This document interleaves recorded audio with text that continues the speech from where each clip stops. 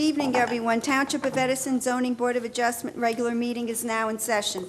Adequate notice of this meeting as required by the Open Public Meetings Act of 1975 has been provided by the annual notice published in the Home News and Tribune on December 28, 2018, and has been posted in the main lobby of the municipal complex on January 4, 2019. Please join me in the Pledge of Allegiance to the flag. I pledge allegiance to the flag of the United States of America and to the republic for which it stands, one nation, under God, indivisible, with liberty and justice for all. Roll call, please. Mr. Beatty?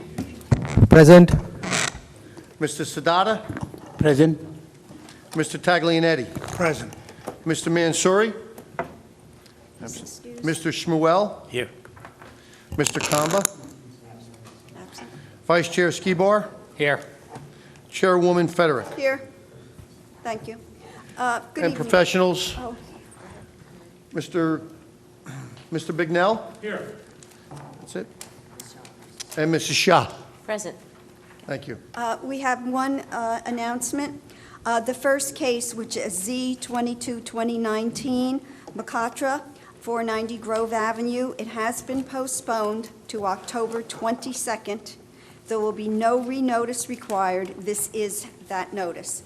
And as I usually say before our meetings, is we usually see where we are at 10 o'clock, as has been the past presidents of this board, of the board since I've been on it, and prior to me, other chair people. So we'll see where we are. Hopefully, we will move along as efficiently as we can, and everybody will be heard. Please read the first case. Case Z27... Wait, excuse me. Yeah, we did pledge allegiance. Yeah. Okay. Please, don't confuse me. It's Wanna been do a it again? long day. Want to say it again, Phil? Okay. And I started to believe him besides. There's a true patriot. Yeah. That's a true patriot. Okay. Case Z27, 2019, Ming Li Yen, 314 Pole Place, Edison, New Jersey. Section 3761, Sections 5, 4, and 13, bulk variances sought to add a second floor and expand the back of the home. Side yard required, minimum 16, combined is 18. They proposed 20 feet. Required 25-foot front yard setback, proposed is 15.5 feet. Lot coverage required is 23%, proposed is 27.4%. Affected property is located in the RB zone, block 82.B, lot 13.A. All paperwork is in order. Thank you. Hi. Hi. Ms. Lee, would you raise your right hand? Do you solemnly swear or affirm to tell the whole truth and nothing but the truth to help you God? Yes. Please tell the board what you want to do and why you would like to do it, and keep the microphone close to you and speak loudly, please, so it can be picked up. Okay.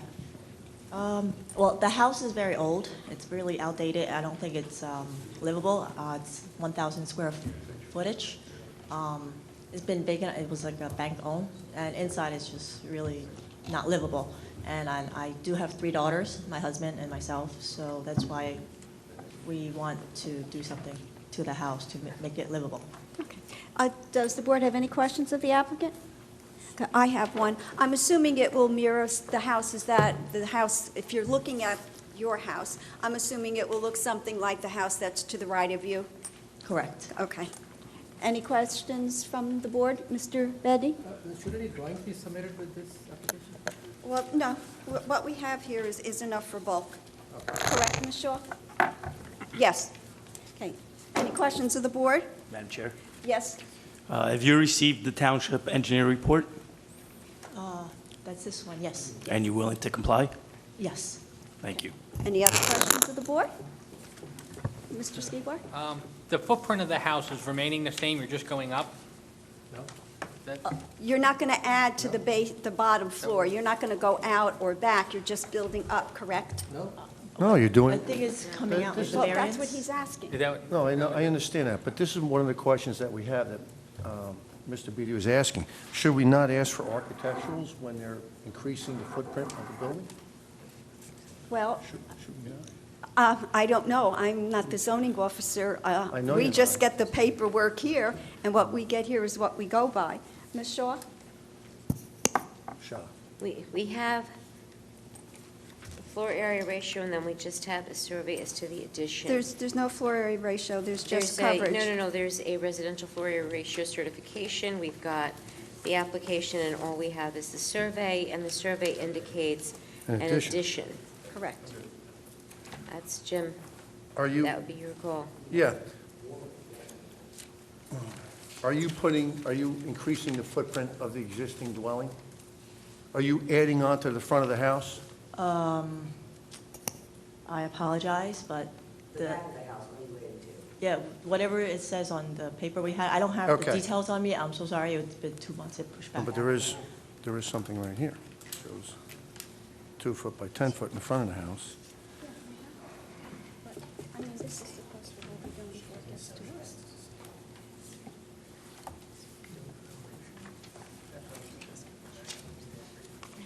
These are major changes. Wait, excuse me, I'm speaking with our attorney, Esther.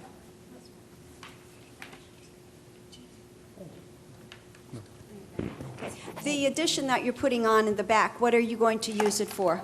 What's going to be there? In other words, when you get done, what will be in this house? How many bedrooms, how many bathrooms, a dining room, what will be there?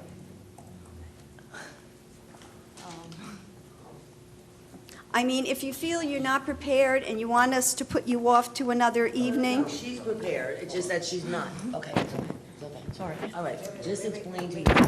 Lillian, hold on. Hang on. Don't, I just want you to explain to them what you're doing, like, when it's done, are you, how many bedrooms in there? 4 bedrooms. Just answer them whatever they ask. okay, we're going to take a 5-minute break. All right, Ed, yeah, Ed, put me back on record. Okay, we think we have a solution to this. We are going to ask you some questions, so you will be able to tell us what you're doing. We will not take a vote this evening, but we will carry it until the next meeting, and between the date I give you and the next meeting, get the architecturals to Lillian so she can get them to us, so we can make sure that what you've told us is what is on the architectural drawings, and then we will vote on it next time. So this way, you don't have to be too inconvenienced, you can get us the plans, okay? You understand that? She has said that has given it to me, but I keep zoning all on one spot. And I went up there again and looked, but Well, work it out with her during the week, but right now, we will ask you some questions, so this way we can get an idea of what the architecturals look like, and then we'll carry the matter. On the next meeting date, we will then have the architecturals, and we'll know if what you told us is on the architecturals. If we have any other questions, we'll ask you, and if not, then we'll vote on it, okay? Okay. Okay. excuse me, and the next meeting is in 2 weeks, right? She doesn't have to wait a whole month. No, it's not September September. 17th. Right, so, Yeah, I'll make an announcement at the end. Okay, so gentlemen, ask your questions, please keep notes, so this way, once we get the architecturals, we can take it from there, and then on the 17th, if we're satisfied with what the applicant is testifying to, and it coincides with the architecturals, we will then vote on it. I will go to the board for any questions, please. Peter? All right, what I'd just like to clarify is that the footprint of the house, you're not going to go any wider than what's shown on the plans, correct? From right to left. You're not putting anything the right side of the house or the left side of the house. Versus what's currently there. I apologize, I cannot answer this question because my father actually hired somebody to architect. I didn't even look at the architect. Okay. But I That- know the main idea is that Okay, so then he that being told the me. case, I think we're going to have to I think this, postpone yeah, it. I think this matter is going to have to be carried, and because, since it's not only for a vote, I think it's probably going to have to be carried to September 24th, and you'll have to come in with the architectural drawings, so you can testify as to what actually is going in. maybe she should bring somebody with her. That's really up to her. I'm not going to direct her one way or another. This is a bulk application, so, Okay, I will make an announcement. Okay, so as of now, this matter is going to be postponed to September the 24th. We will look forward to getting the architecturals. There will be no renotice required. This is the notice. Okay? Okay, thank you. Okay, you're welcome.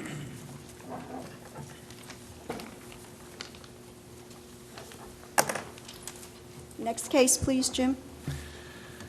Case Z21, 2019, Sachin Patel, 9 Hilltop Road, Edison, New Jersey. Section 3763.1, Sections 2, 3, 5, 6, and 16. Bulk variances and use D variance to construct a new single-family home. Lot area requires 20,000, proposes 15,045 square feet. Lot width required is 100, proposed 85 existing. Single side yard required is 15 feet, proposed is 11.75 feet.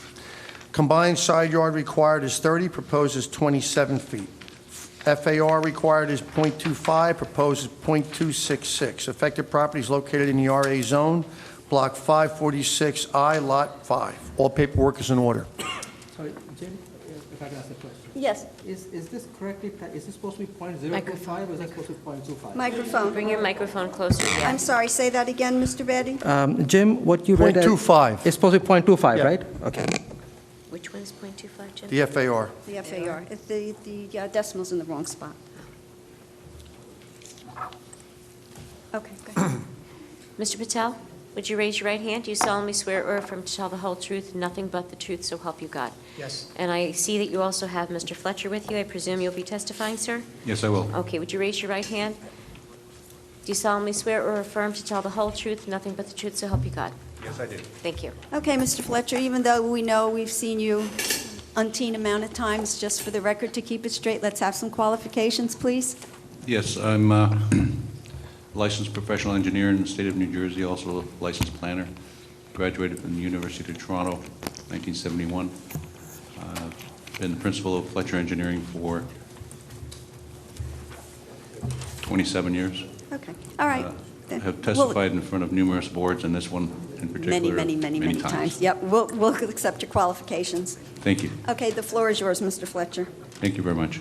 Mr. Patel desires to construct a new home at 25 Hilltop. It has a number of variances associated with the application. Firstly, the lot is undersized for area. 20,000 square feet is required in the RA zone, 15,045 square feet are existing. Secondly, lot width, 100 feet is required, 85 feet is existing. And the other variances are associated with the new construction. Single side yard setback of 15 is required, 11.75 is proposed. Combined side yards required 30, 27 is proposed. And lastly, maximum floor area ratio where 0.25 is permitted, and we're proposing 0.264. I would point out that if this were a full-size RA zone lot of 20,000 square feet, the FAR ratio would only be 0.20. With regards to the existing and existing violations of lot area and lot width, I've prepared an exhibit, which I sometimes do. All the pretty colors? This will be marked as A1. It was not part of the submission, correct? Okay.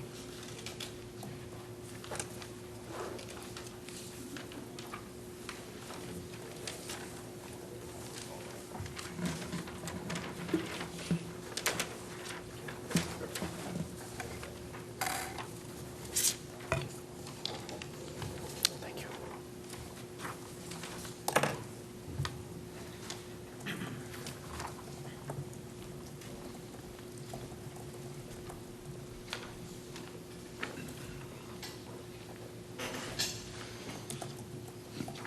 The exhibit I've handed out is a color-coded section of the Edison tax map. The subject property is highlighted in blue.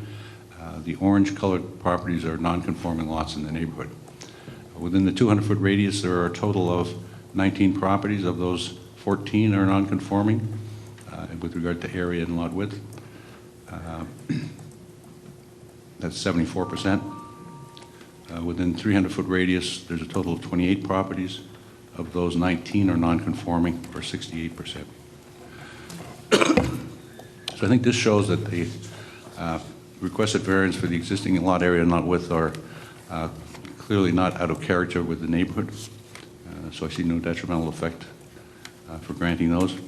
With regards to the other bulk setbacks, the side yard and combined side yard, again, had the lot be fully conforming with a 100-foot lot width instead of the 85, we would have an additional 15 feet. So I believe it's a C1 or it's a hardship to the applicant to comply fully with the side yard setbacks, and I believe it's de minimis in nature. And with regard to the maximum floor area ratio, we are exceeding it by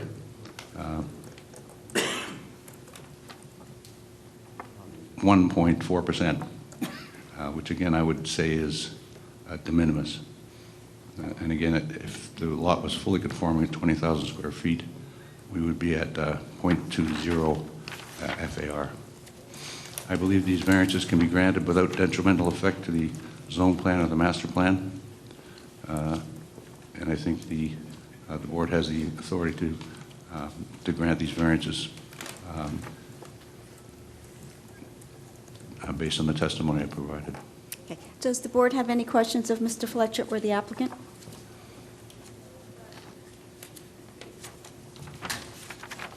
None? None. Okay. I'll go out to the public. Anyone within 200 feet of the property wanting to be heard?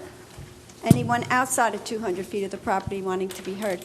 There being none, I'll close the case and go to the board for a motion, please. Madam Chair, taking into consideration that this is an undersized lot in this area, I think the requests are reasonable and de minimis. I'll make a motion to approve. Do I have a second? Second. Roll call, please. Mr. Sadata? Yes to the, Mr. Taglianetti? Yes on the motion. Mr. Mansouri? Absent. Mr. Shmuel? yes on the motion. Mr. Kamba is absent. Mr. Skibar? Yes on the motion. Mrs. Federick? Yes on the motion. Okay, yep, thank you. Thank you, Mr. Patel, Mr. Fletcher. Thank You're you. approved. Good evening.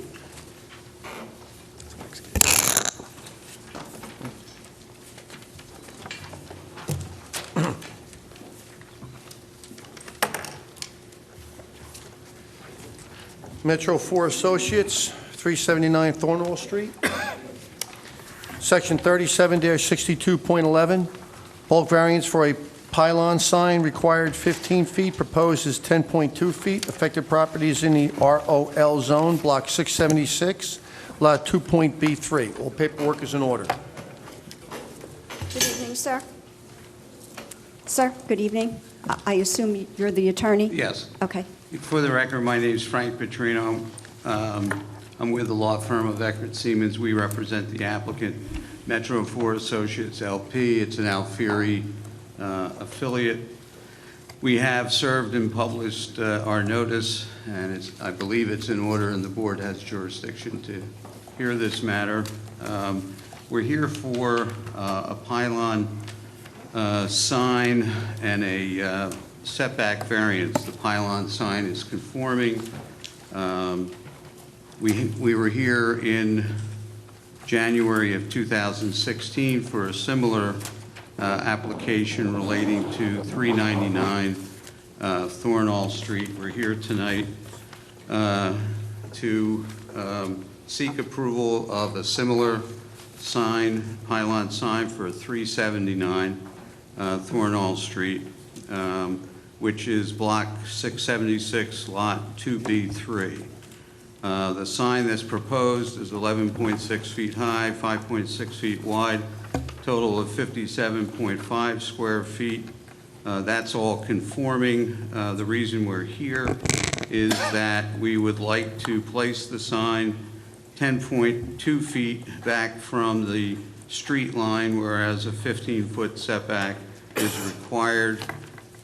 In 2006, The sign that was approved for 399 Thornall also required a variance, and that sign was slightly closer to the setback, I believe 8.2 or 8.6 feet back from the setback line.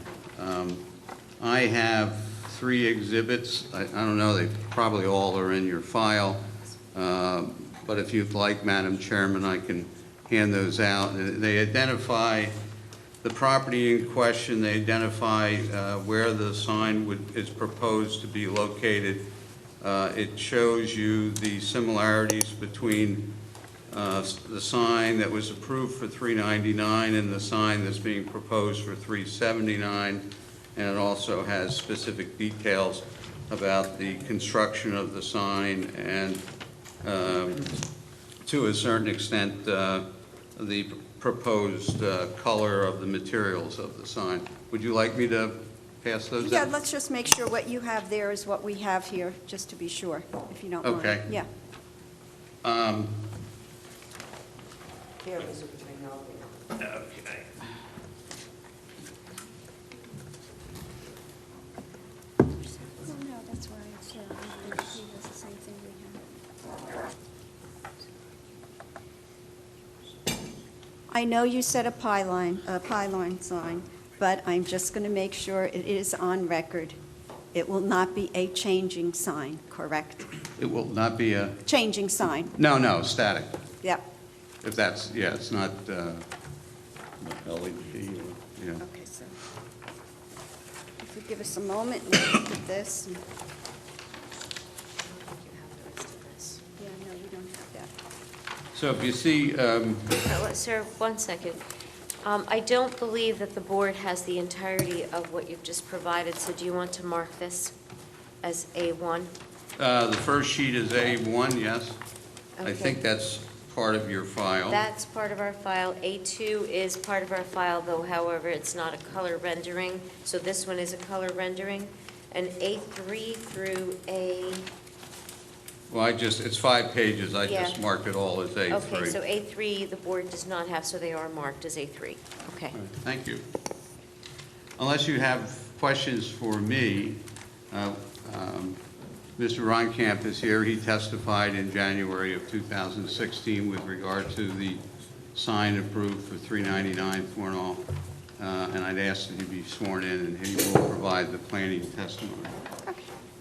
Do you solemnly swear or affirm to tell the whole truth, nothing but the truth, so help you God? I do. And please state your full name for the record. It's Craig, C-R-E-I-G-H, Rankamp, R-A-H-E-N-K-A-M-P.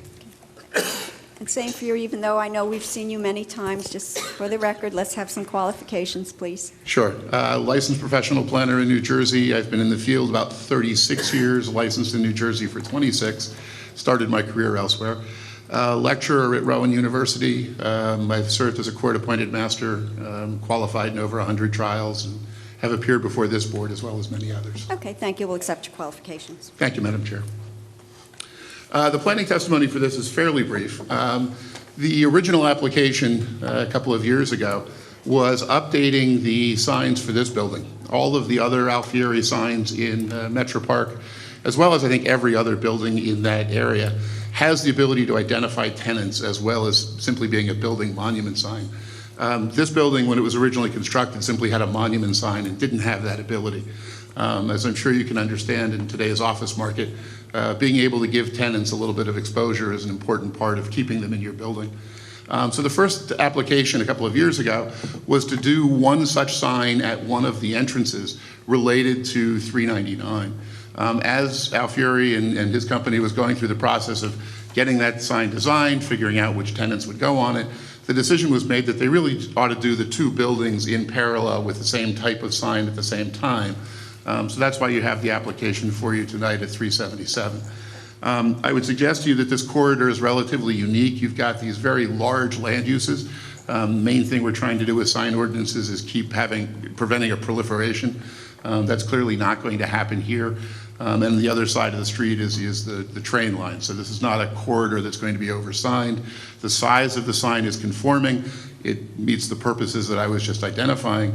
The variance issue is where 15 feet is required, we're at 10.2. The other one, last time was at 8.2, just because of a variation in the right-of-way at that particular area. But in terms of someone driving by the site, they're going to look as if they're the same distance from the curb line, and it's in an appropriate location for sight lines from that particular intersection. They don't block anything. It's an appropriate location. So I would suggest to you that aesthetically this is doing a good thing, and economically this is doing a good thing for the community by allowing an office building to remain vibrant and competitive in this market. And for those reasons, I would urge its approval. Okay, thank you. Thank Does you. the board have any questions? Mr. Taglianetti? Madam Chair, I have one question. Sure. This is for 379 Thornell, right? Yes, sir. Correct? If you look at the first page, you'll see to the right a little yellow mark. That's the one that was previously approved for 399. And to the left at the other entrance to the overall complex would be the general location for this sign. So it'd be one at either end of the site. My question is, the backup, A3 and beyond, all reference 399 Thornell and not 379. So Yes, I can respond. They're identical signs. The manufacturer and the material will be the same. The only difference that I'm aware of is that the sign for 379, the sign we're here for tonight, is 6 inches wider than the proposed sign at 399. But still conforms to overall size. I was going to say, it still conforms. I just don't know how you mark one address, something marked for one place to be used in another. It's up to the board if they don't want to consider it, because you're not required to consider what's there. I think the planning testimony, though, however, is it appears to be consistent with what is in the neighborhood. So you can take it in whichever direction you wish. Just showing the structural details are the same for both signs. Thank you. Yes, Mr. Petty? This is just an observation that I was just making. On your drawing, the drawing which is like a rendering, 399, it doesn't have a number on it. I noticed that you're using galvanized steel for your foundations, which is a very good idea. But you have it going all the way to the bottom where it will defeat the purpose. The code, I believe, requires you to have a minimum of 3 inches of cover on all sides. You have it on the sides, but you don't have it on the bottom. Maybe you could have your engineer look at that. Okay? Certainly. All right. Any other questions? Yeah. Yes, Mr. Skibar? Will the sign be illuminated? I'm sorry, sir? Will the sign be illuminated? Will they be lit? Just internally. It's not neon or changeable or a screen or anything. Just the plastic, I'm sure, is the wrong word, and the engineer would kill me for saying plastic, but that sort of material with light behind it. Oh, thank you. Any other questions? None? I'll go out to the public. Anyone within 200 feet of the property wanting to be heard? Anyone outside of 200 feet of the property wanting to be heard? I'll close the case. Do you want to add anything further? Sorry, Nothing. do you want to add anything further? I'm making a mistake with my own rules, so talking to the microphone, nothing? Okay, I'll go to the board for a motion, please. Madam Chair, I'll make a motion to approve, again, very similar to what's existing, de minimis request. Do I have a second? Second. Roll call, please. Mr. Beatty? Yes to the motion. Mr. Sadata? Yes to the motion. Mr. Taglianetti? Yes to the motion. Mr. Shmuel? Yes on the motion. Mr. Skibar? Yes on the motion. Chairwoman Frederick? Yes on the motion. Okay, thank you, gentlemen. Thank you very much. Appreciate your patience.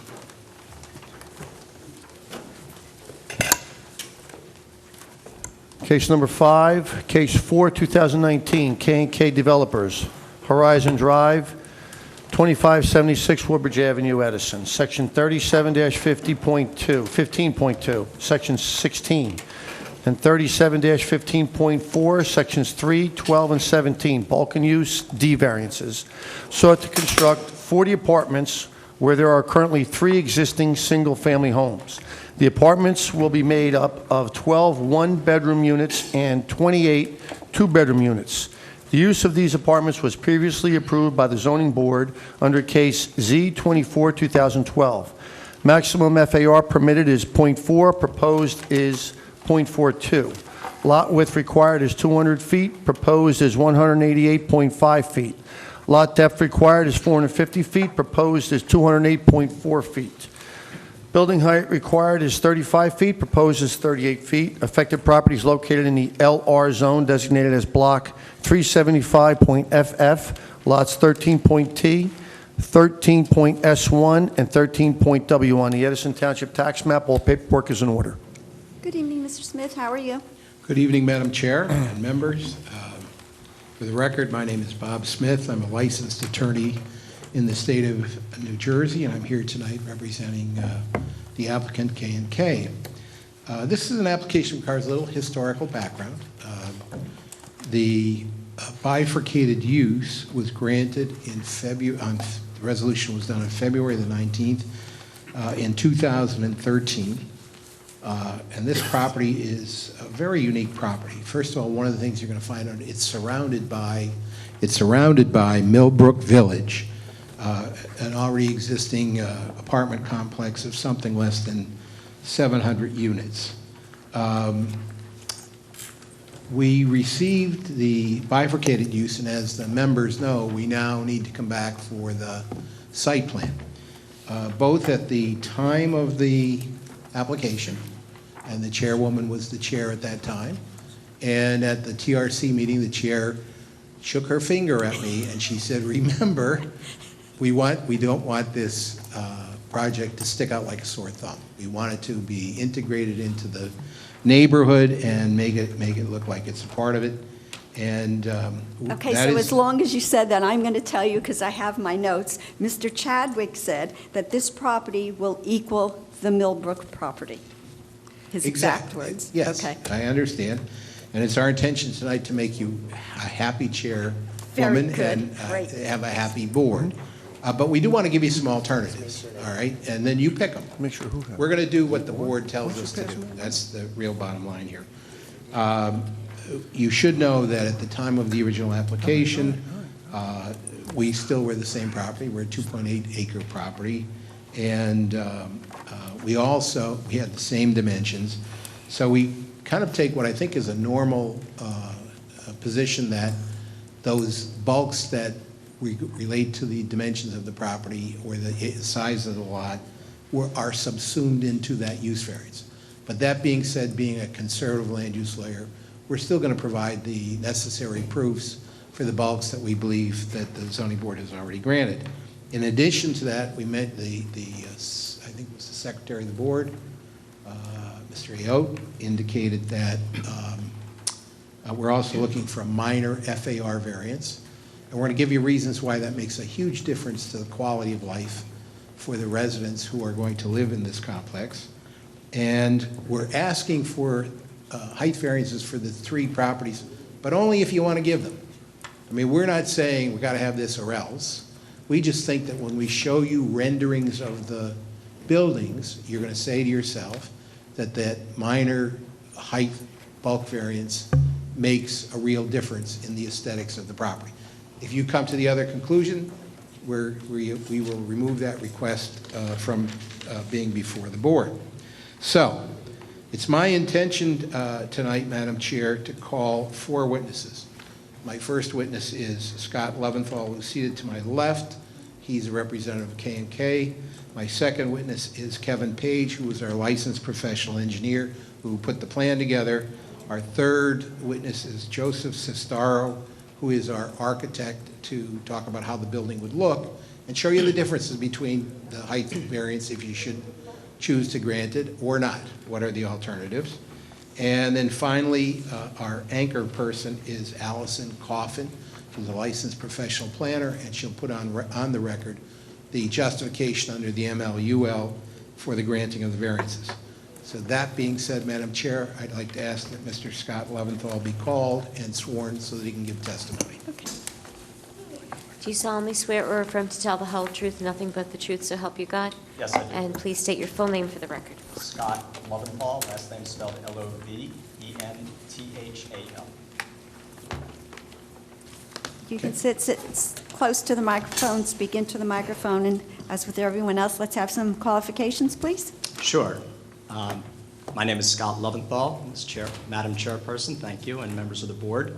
I am the Director of Development for Garden Homes Development and a Vice President of K&K Developers. I have more than 25 years' experience managing a team of development professionals on behalf of Garden Homes. We develop single-family homes, condominiums, apartments, shopping centers throughout North and Central New Jersey. Okay, thank you. You're welcome. And I thought I'd start with maybe a little historical background and also relationships.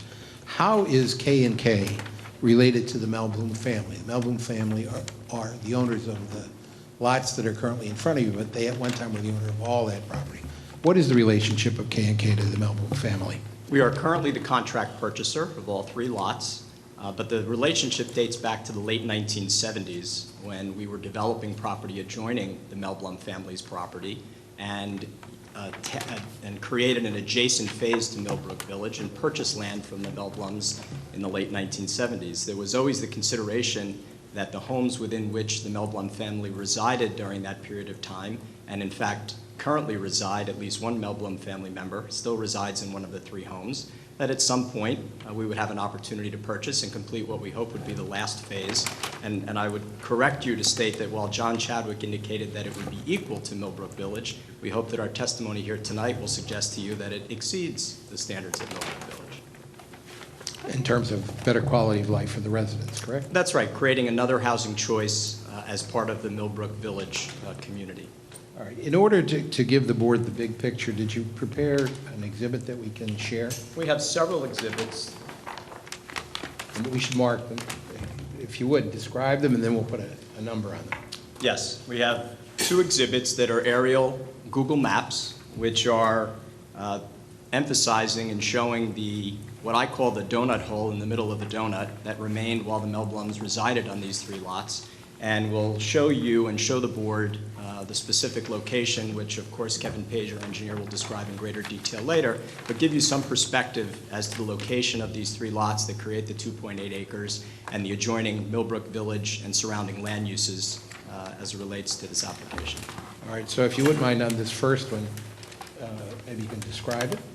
Yes, it's a direct Google image from overhead, which has the property in question, which we are here for this evening, the 2.8 acres, shaded in pink, and surrounding the property, you will see the existing Millbrook Village and roadway network and other land uses. All right, and with your permission, Madam Chair, I'll mark those as A1 on all of the exhibits.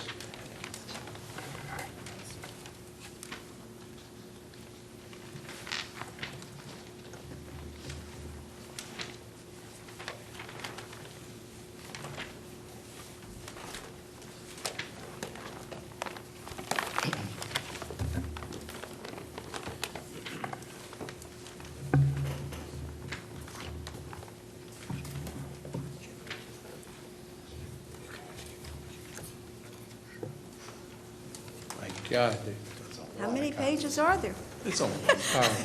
So if we can, we'll give these to the board.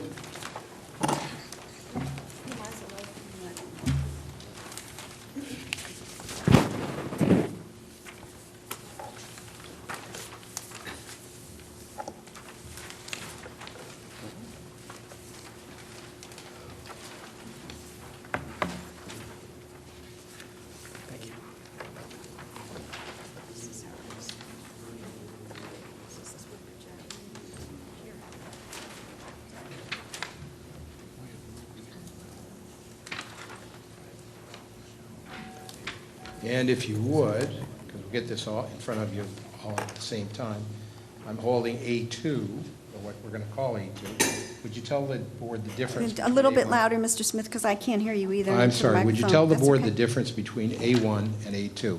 Yes, A2 is, again, a Google image that is simply looking from a different perspective. It's looking to the north and east across the property for you simply to get another perspective on the location of the site. Okay. So let me think I have them. A2, A2. Okay, if you would share those with the board, we'd appreciate it.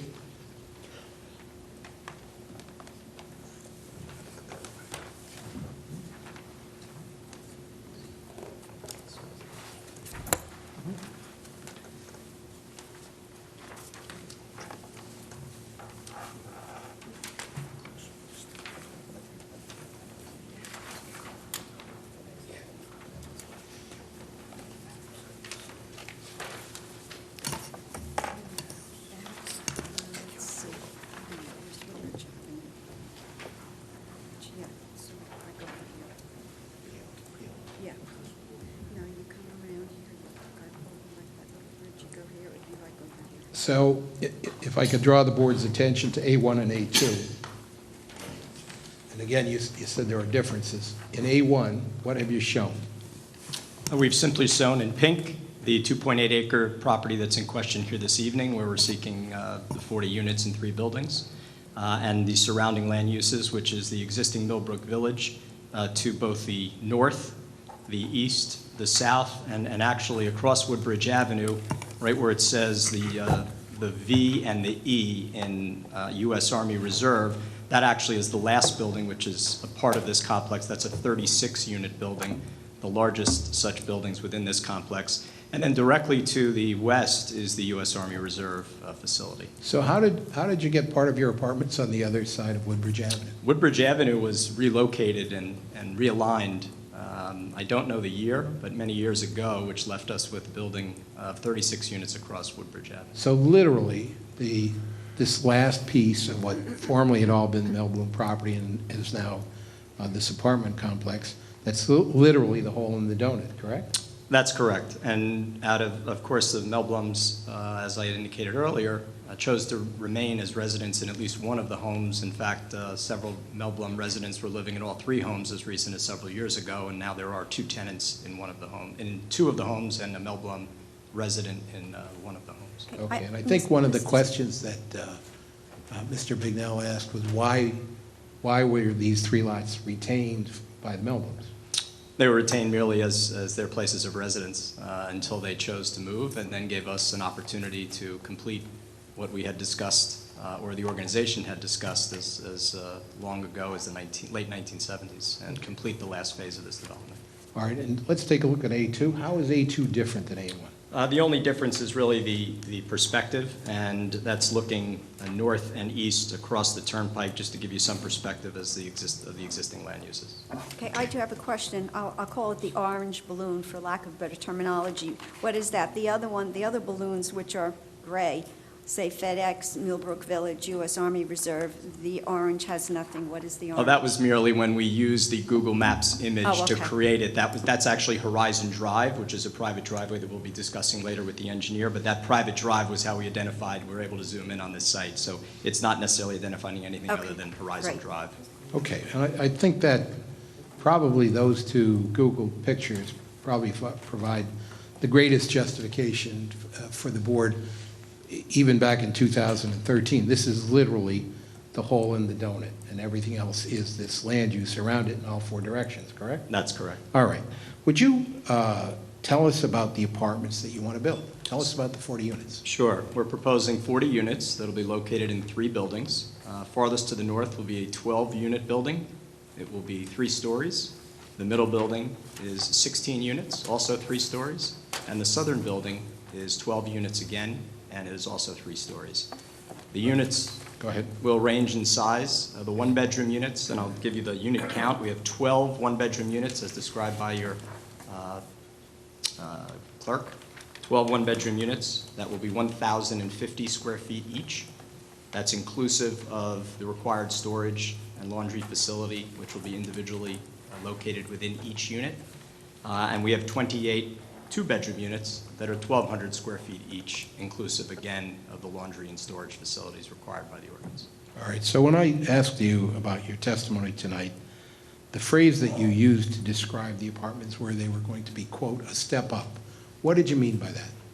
Well, as we identify and look at our portfolio of apartments, and in particular, in this instance, Millbrook Village, The units do date back to the 1970s, so as our architect will describe, and of course have been constructed over the years since, but as our architect will describe and show you images later, the units adjoining us have mansard roofs, so that the second and third stories are built into a flat roof. Architecture that isn't currently consistent with what we'd like to see in today's modern apartments. They have 8-foot ceilings in the adjoining Millbrook Village, ceiling height from floor to ceiling. Most apartments, to be competitive in this marketplace, now have 9-foot ceilings.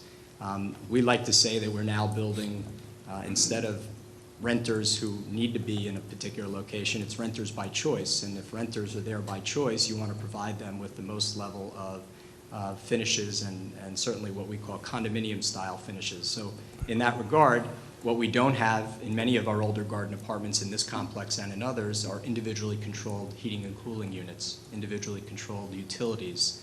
As we said, individual washers and dryers in each unit as opposed to common laundry areas that were desirable in complexes that were built in the 60s and 70s. Now residents want what we call condominium finishes, wood-style floors, oversized cabinetry, hard surface countertops, which we are doing as we renovate in our adjoining facilities to keep up with the marketplace. But these units, from our perspective, because they'll be ground-up new construction, give us an opportunity to take advantage of those construction techniques. Also important to note that these units, the ground-level units, will have the opportunity to be ADA adaptable at the ground level, which many older units predated ADA requirements and don't necessarily provide for that. So our ground level units will have the opportunity to be converted with the current building codes and techniques that are required to allow for ADA adaptability, which our architect can further describe as well. Right. So in kind of summarizing the quote amenities, the 9-foot ceiling, in addition to being attractive, also gives the tenants a greater feeling of space and airiness to their apartment? Certainly.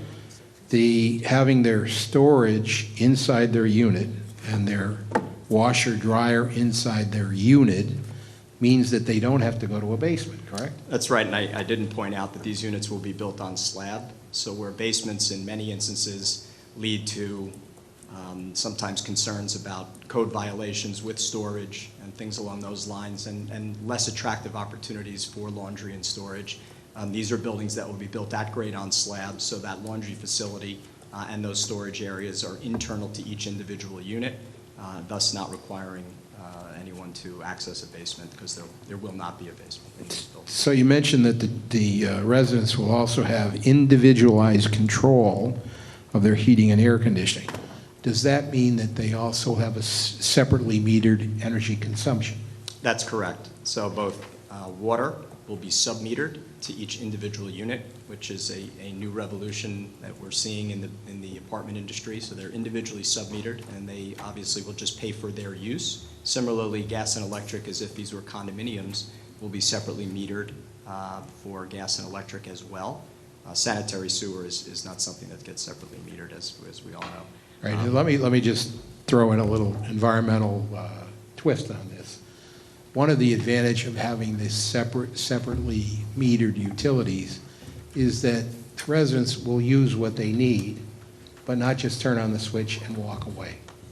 Is that a fair statement? That's correct. So you in effect save energy, even water, an awful lot of what the utilities bring, because the person is individually responsible, correct? That's correct. Okay. And can't emphasize enough the no basement. I don't know how old you are, but I remember as a youngster moving into Edison, one of the things I really disliked was going down to the basement and doing my laundry or having a storage room down there. Do you think this is something that your residents are really going to like? Yeah, there's no question it's going to provide residents with another housing style and another type of housing. We find that because of our adjacency to Middlesex County College, that we do see a lot of students and staff that are often seeking units here, and I think this just provides another housing choice in the immediate vicinity of some of these particular land uses. So the answer is yes. Okay, and then I guess as a finale, how many units do you have here? There are 689 units currently. The first phase was 521, then 134 units, and then that last building is 36 units. So this will be an additional 40 units. Right. So it'll end up, if the board approves this, it'll be 700 and, 19. 719. Thank you for the math. Mr. Leventhal is available for questions, Madam Chair. Does the board have any questions of Mr. Leventhal? Yes, Mr. Tagleman? Quick question. Sure. Any COA units in these buildings? Any COA?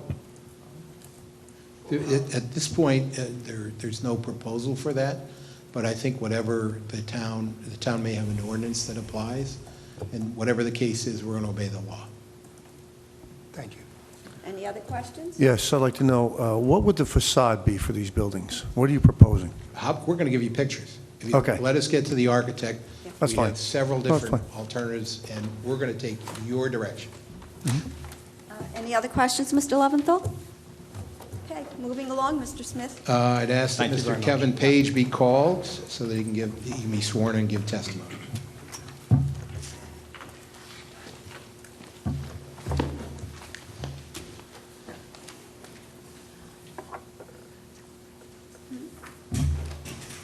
Oh, we don't have oh, sir, you have to have that tripod there because it has to be seen on the television, okay?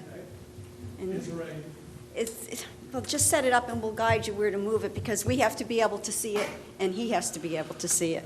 Right, like right between those two tables, yeah. Keep going. Pardon me? Just take that microphone. And then Ed will give you the microphone.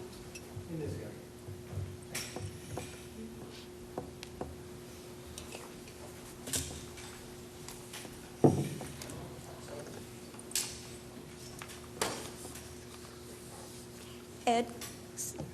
Yes, thank you, Ed.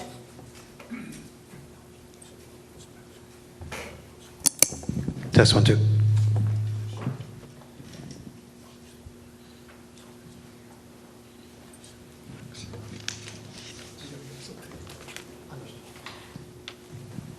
When you're ready. Yep.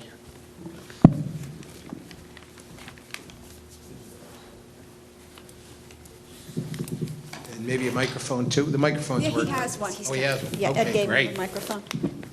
Okay, so, All right, Mr. Page, just for the record, by whom were you employed? oh, First of all, wait, you get well, sworn. she has to I'm swear him sorry. in, yep. Yep. Do you solemnly swear or affirm to tell the whole truth, nothing but the truth, so help you God? I do. And please state your full name for the record. Kevin G. Page, P-A-G-E. Mr. Page, for the record, by whom were you employed and in what capacity? Sure. I'm the president of Page & Muller Engineering Consultants of Warren, New Jersey. I'm a licensed professional engineer and planner in the state of New Jersey. I'm a proud 1968 graduate of Edison High School. I was raised at Edison through elementary, junior high school, and high school. And I'm embarrassed to say I've been at 4,000 board meetings, and I've never been to Edison before. You're right, I've So been here a this long is- time, I've never seen you. This is a big night for me. Okay. Can we ask you for a Sure. brief description of your credentials as Sure. a PE? 1973 graduate of Newark College of Engineering. I've been practicing for 46 years. I'm the past president of the American Council of Engineering Companies of New Jersey, ACECNJ. Okay, thank you, we'll accept your qualifications. All right, and again, for the record, Mr. Page, you were responsible for the preparation of the site plan? We were. Okay, if you would, describe the site plan, all the normal things that engineers talk about in the surrounding area. Sure. So I'm going to use my drawings. I'm assuming you have a set of my drawings so as I go through them, but I'll use this. So the first page is the cover sheet. It shows this 3 single-family homes on the 3 individual lots, and it shows this surrounding apartment buildings. North is to the left, so as I describe that. So Horizon Drive is at the western edge of this existing tract of land. Woodbridge Avenue is at the cuts across the northeast corner, and then beyond that to the north and west is the turnpike. The property slopes both to the south but the majority to the north. There is a substantial number of trees, many aligned along the existing property line on the property, but mainly it's a lawn area.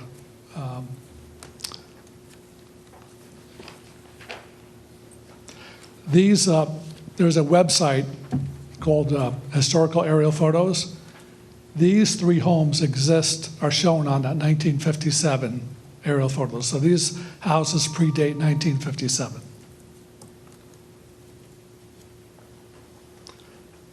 By the way, in that, it shows a dirt drive going to Old Woodbridge Avenue that ran along the frontages here. And then in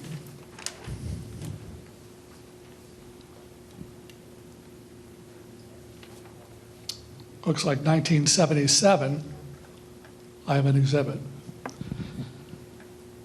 There was a map prepared by Goodman, Elger, and Scott, Section 2 of the Millbrook Village, one of the Millbrook villages, that shows the realignment of Woodbridge Avenue, but also shows a 50-foot right-of-way, Horizon Drive, along the frontage of these three homes.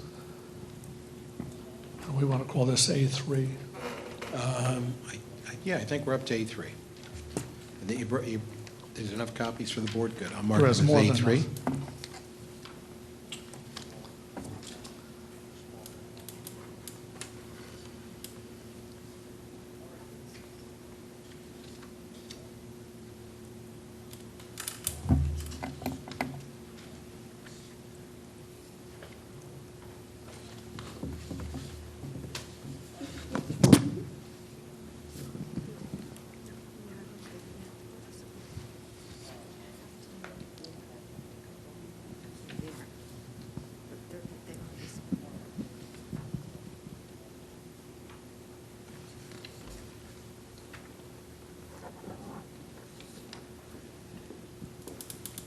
It's probably okay. We're 15, so probably have more than enough.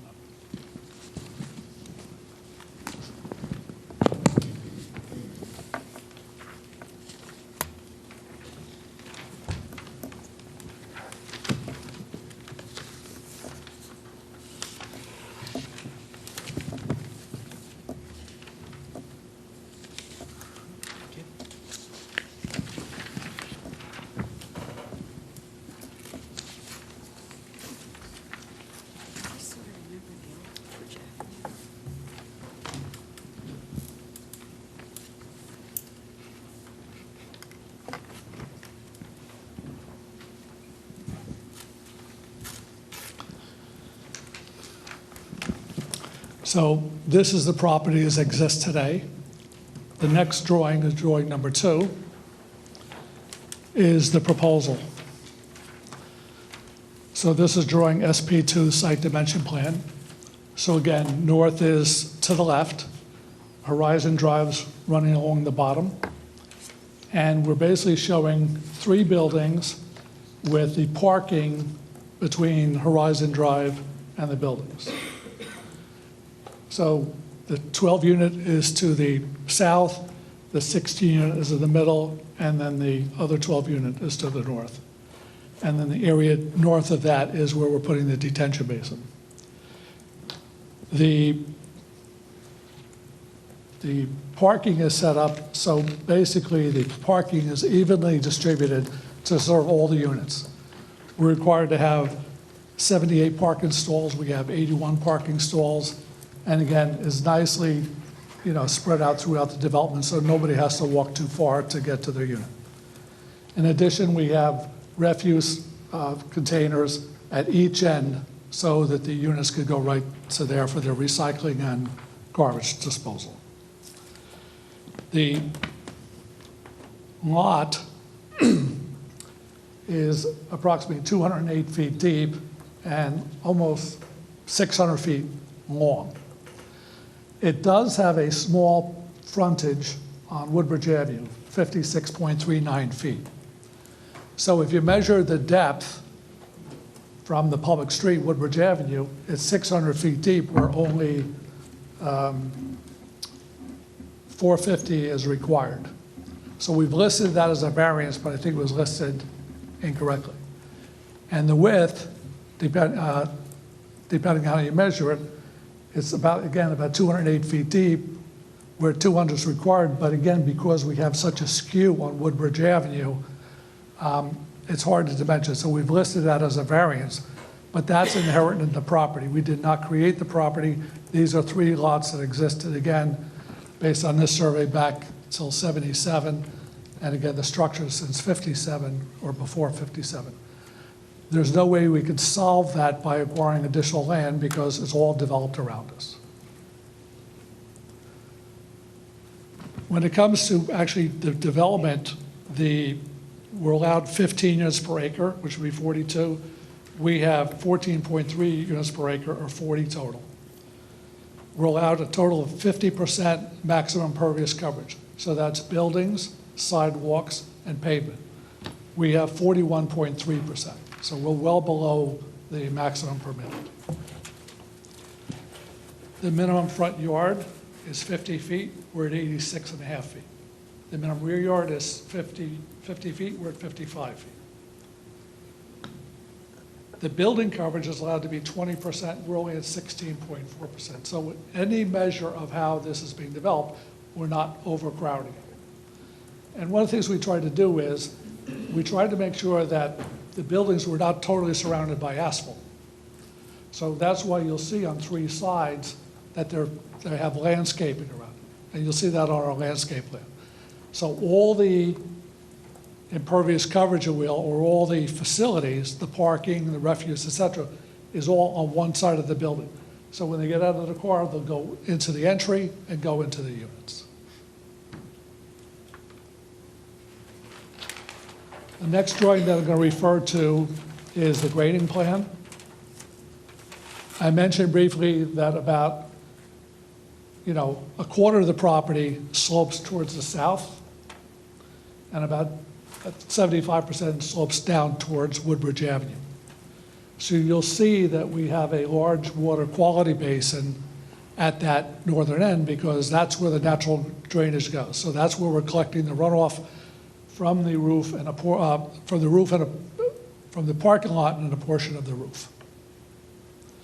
But the grades within the parking lot are all relatively flat because we have to have no steeper than 2% for handicap parking, and we actually have that for all the parking here.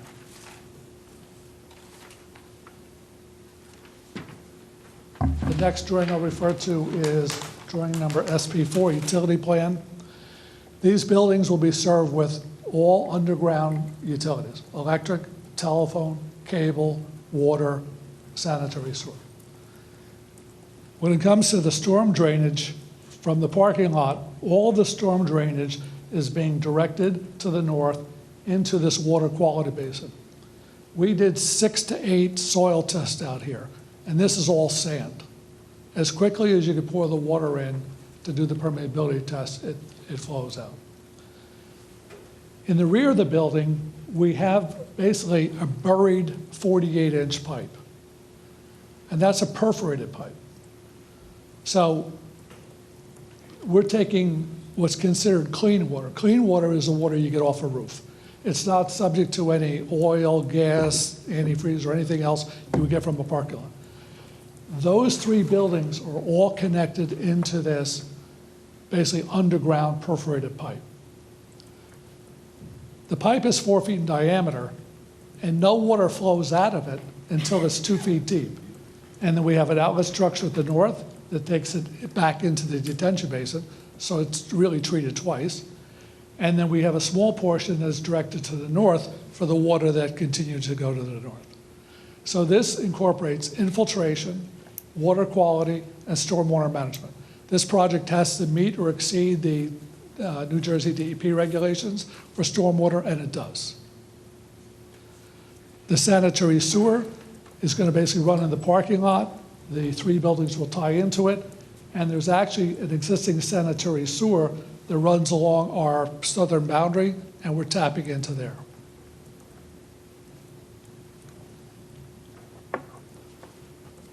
One thing I forgot, I'm just going to go back for 1 second. In one of the, as you know, we submitted back in December, we had a TCC in February. We received reports from your engineer and planner. One of the comments from Mr. Bignell was about we had no signage. We agreed, so the plans now show a sign at the entrances so people are not getting lost.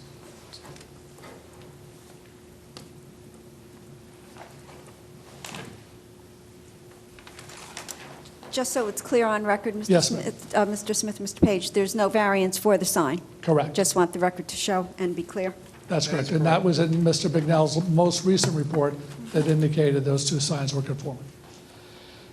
Drawing SP5 represents the soil erosion sediment control plan. When we originally filed back in December, we also simultaneously filed with the Middlesex County Planning Board and with Freehold Soil Conservation District. We obtained comments back from them. So again, when we submitted the new plans to you on the August 12th plans, we hand delivered on August 13th. We also simultaneously resubmitted back to the county and to Soil Conservation to address their comments. So any agency that's involved in the approvals, we've resubmitted.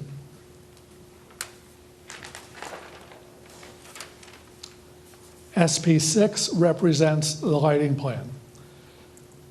In effect, you'll see we have 2, 4, 6, 8, 10 lights across this entire parking lot. The detail is in the lower left-hand corner of the plans. These are basically 10-foot poles, sort of in a Victorian style, with either single or double fixtures on top of them. And you can see from the also foot candle curves, the lighting is just on the parking lot. We're not lighting off of our neighbors. When you look at these numbers on the outside, you'll see 0.0 light, which is what you want to achieve. You don't want to be lighting up the neighborhood. So obviously at each entry, BOCA or the building code requires lights at each entry, but for the site lighting, it's related basically just to this parking lot. Again, just so it's clear, I mean, we're looking at Mr. Bignell's, but the people who may be watching, the lighting does comply. Mr. Page, I think that requires that is correct. That is correct. Thank you. Thank you, Mr. Smith. I didn't want to answer and ask or ask and answer my own question. Right. So let me ask Mr. Page that you move that microphone just a little closer to your oral cavity so I that will. everybody can hear. Thank you. Excuse me 1 second.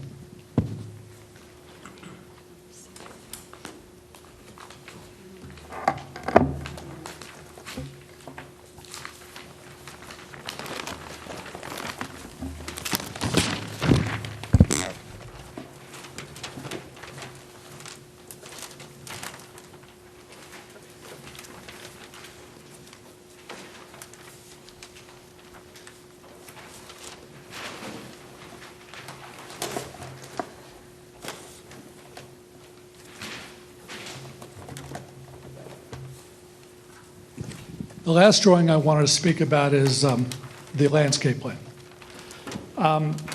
Do we have that here, and what is it labeled, Mr. Page? Should be the last sheet, L1. L1. Okay, great. I didn't thank go you. through the construction details of Yeah, the profiles correct. because Most definitely. I didn't think there was much interest in those. Correct. So, Mr. Bignell gave me the courtesy of meeting with him at the town hall to go over his review letter before we made these changes.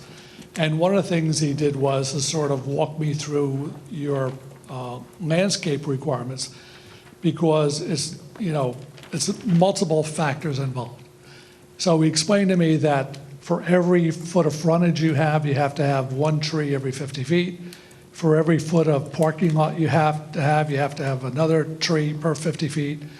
And that if you take down the trees, what you owe the municipality is a multiple of depending on the size. So for a 12-inch tree, you owe so many trees. For a 36-inch tree, you owe a lot more trees. So in the bottom left-hand corner, we prepared a detailed chart going through each of those obligations to provide landscaping. You also have a mechanism that says if you put a bigger tree in, you get a higher credit. So we took the opportunity to do that.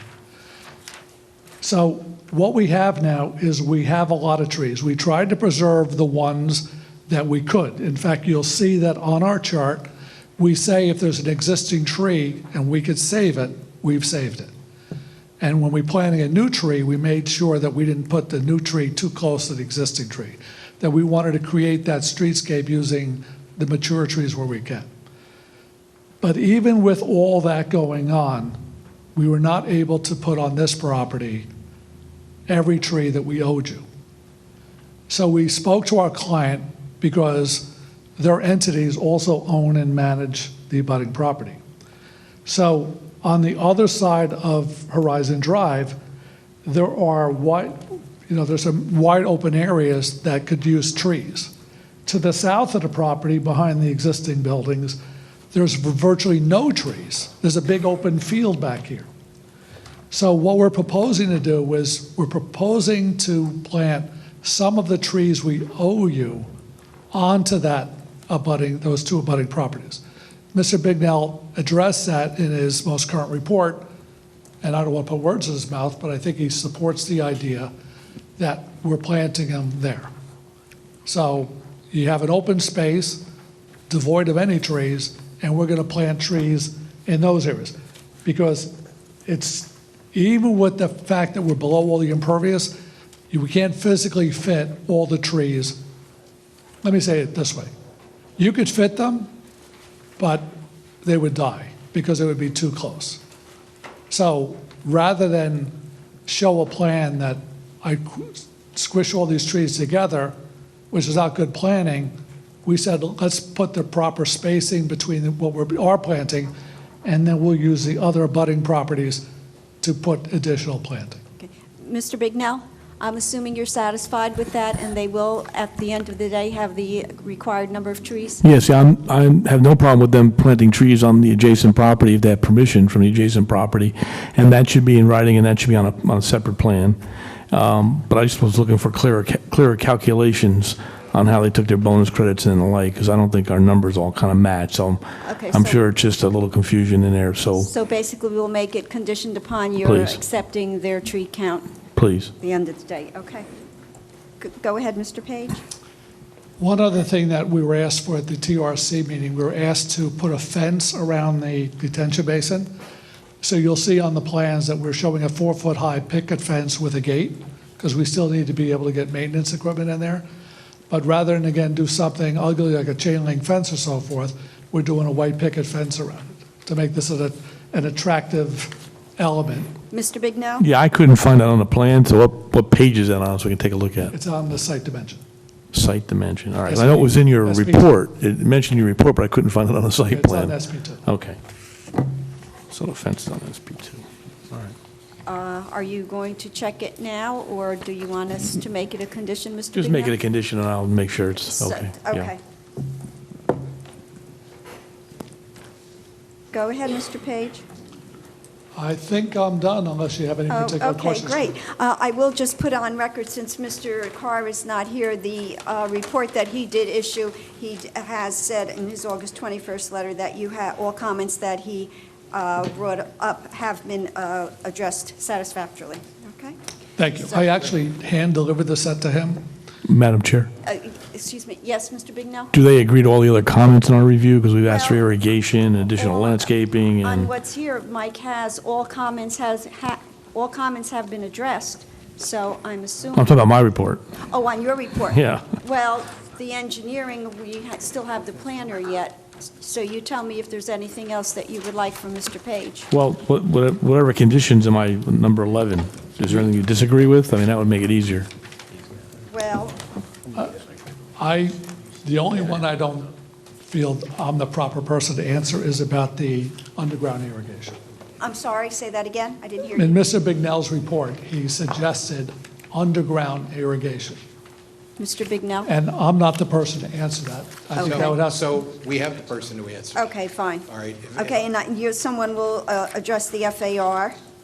Yep, well, that'll be the planner, Okay. yes. Who, the cross easement? cross-access Access easements, and Mr. That'll be Leventhal that is here as gentleman. well, representing the surrounding property owners. Okay. Mr. Leventhal, for the record, you actually, way back when in 2013, you represented that you would provide all the cross-access, cross-utility easements to make this go, but if you wouldn't No, I'm mind, not gonna look at it now. just I'll put look at that it back generally. on the record again. Okay. Mr. Bignell, anything else? Well, if it's possible, Madam Chair, we'd like to go through the list. Yeah, well, that's what I thought we would probably, Mr. Bignell, go Yeah, through the list, I thought maybe with the planner as opposed to the engineer? Well, let's talk a little first about the, let me find it, I just had it, I just stepped away. Go ahead. 11G, those lots, those 3 lots, are they on a public right-of-way, or are we creating lots that are not fronting on a public right-of-way, or how's that? So the 3 lot, you asked the question, are the 3 lots going to be consolidated? And my answer in my new submission was, yes, it can be consolidated. Therefore, what did I say that number was? 36 foot of frontage on Woodbridge Avenue will have. Access to a public right-of, okay. I wanted to make sure there was no requirement for a variance there under Correct. 4055:D, 35 and 36. Lots are supposed to have frontage on a public street. We do have frontage on a public street once the 3 lots are consolidated, but we're not proposing that for access because that's literally right next to Horizon Drive, which will be unsafe, which I also mentioned in my report. As long as they have access to a public right-of-way, they don't need that variance. Correct. Okay. I'm satisfied with that. Okay. Thank you, Mr. Bignell. And now I'll ask the board, does anyone have any questions of Mr. Page? I have an observation. Sure, go ahead. Mr. Page, on your drawing, with the lighting drawing, Lighting, yep. you have a detail of a foundation for the base on the lower left-hand corner.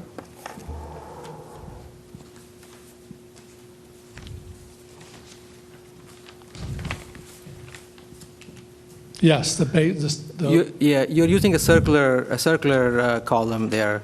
The code requires a minimum of minimum 6 rebars in a circular column. You have 4. Are you sure? Because I think, does it say 4 number 6s? Yeah, it does. And, it's the ACI, it says 4 number 6 rebars vertical with ties. The ACI code calls for 6 on circular columns. Oh, then we'll agree to that revision. Any other questions of Mr. Page? Yes, I have a question. Mr. Page, concerning the garbage bins. Yes. They are fenced in? Yes. Are there trees around them, or shrubbery, arborvitaes, pines? There's actually, if you go to drawing SP8, we have a detail.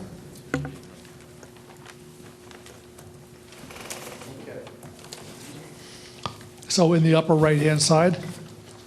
So what we're doing is you're pouring a 6-inch thick concrete pad, and on the 6-inch thick concrete pad is going to be a dumpster and some recycling bins, and also a rack to put on magazines and cardboard. You'll see we have a man door coming in on the side, so you don't have to keep opening the giant gate. And that'll be to the side of it. And we actually have walkways, we bring you right to that side opening. But then the gate where the truck's gonna come to pick them up, they have the big swinging gates out into the parking lot. Okay. And that's a white vinyl?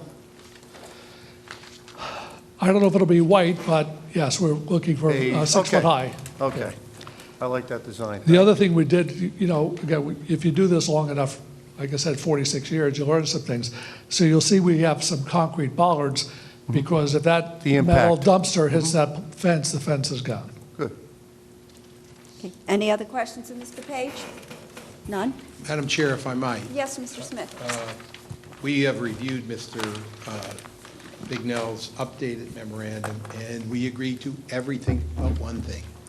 And the one thing requires further discussion. All right, a little bit louder and closer to the microphone, Sure. because even I'm having trouble We hearing. have reviewed Mr. Bignell's updated report dated August 15th, 2019. All right, and we agree to everything that's in there, Okay. with one exception, and the one exception requires further clarification, and that is in his comments in section 11, he says in the letter O, the exterior facade of these buildings should be made of brick. No vinyl siding or EIFS should be proposed. We want the opportunity to have our architect, we are into brick-like stuff on our buildings, but that makes it sound as though we're making the building out of brick, and that's not a proposal that's before the board. We'd just like the opportunity to show you what we are proposing for the facade of the buildings. Okay. Mr. Bignell? And that's fine, Madam Chair. I just, my objection is the vinyl siding, because after a while, it just gets funky looking, and it's not nice. It's just, there's other materials that'll last a whole lot longer, and make the building look a whole lot nicer. Okay, so your letter is okay, Mr. Carr's letter is okay, and I think we're done with Mr. Page, so we're moving on. Thank you very much. So our next witness. Do we want to ask the public? I mean, No. I'm happy to sit down, but. Yeah, you can Oh. sit down. Nope.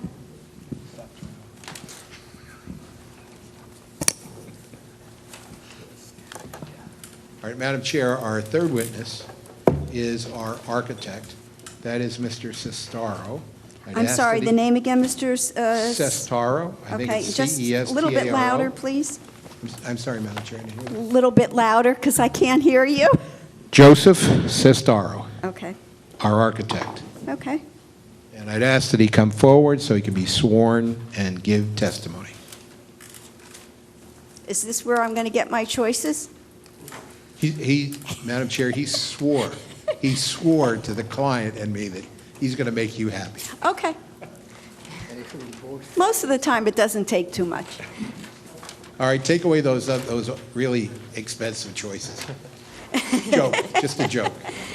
Sir, would you raise your right hand? Do you solemnly swear or affirm to tell the whole truth, nothing but the truth, so help you God? I do. And please state your full name for the record. Joseph Sestaro.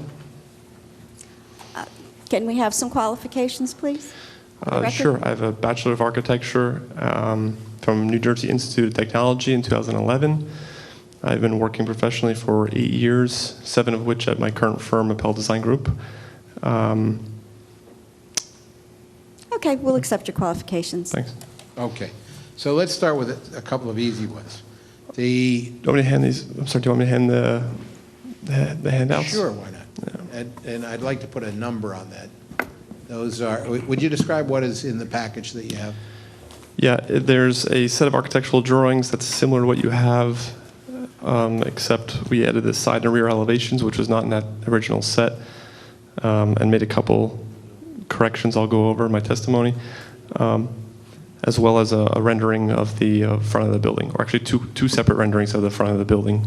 So how many pages are in your package? Good question. And I think we're up to A4. And is it okay to mark the whole package as A4? As you wish to present it. Sure, Yeah. that'd be great.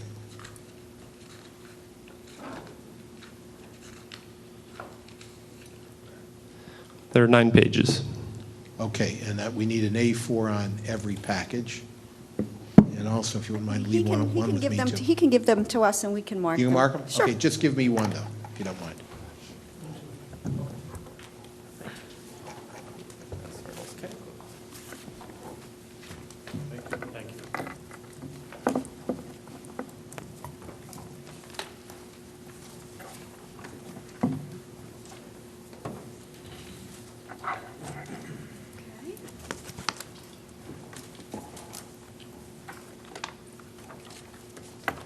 Mr. Smith, I will ask you one question.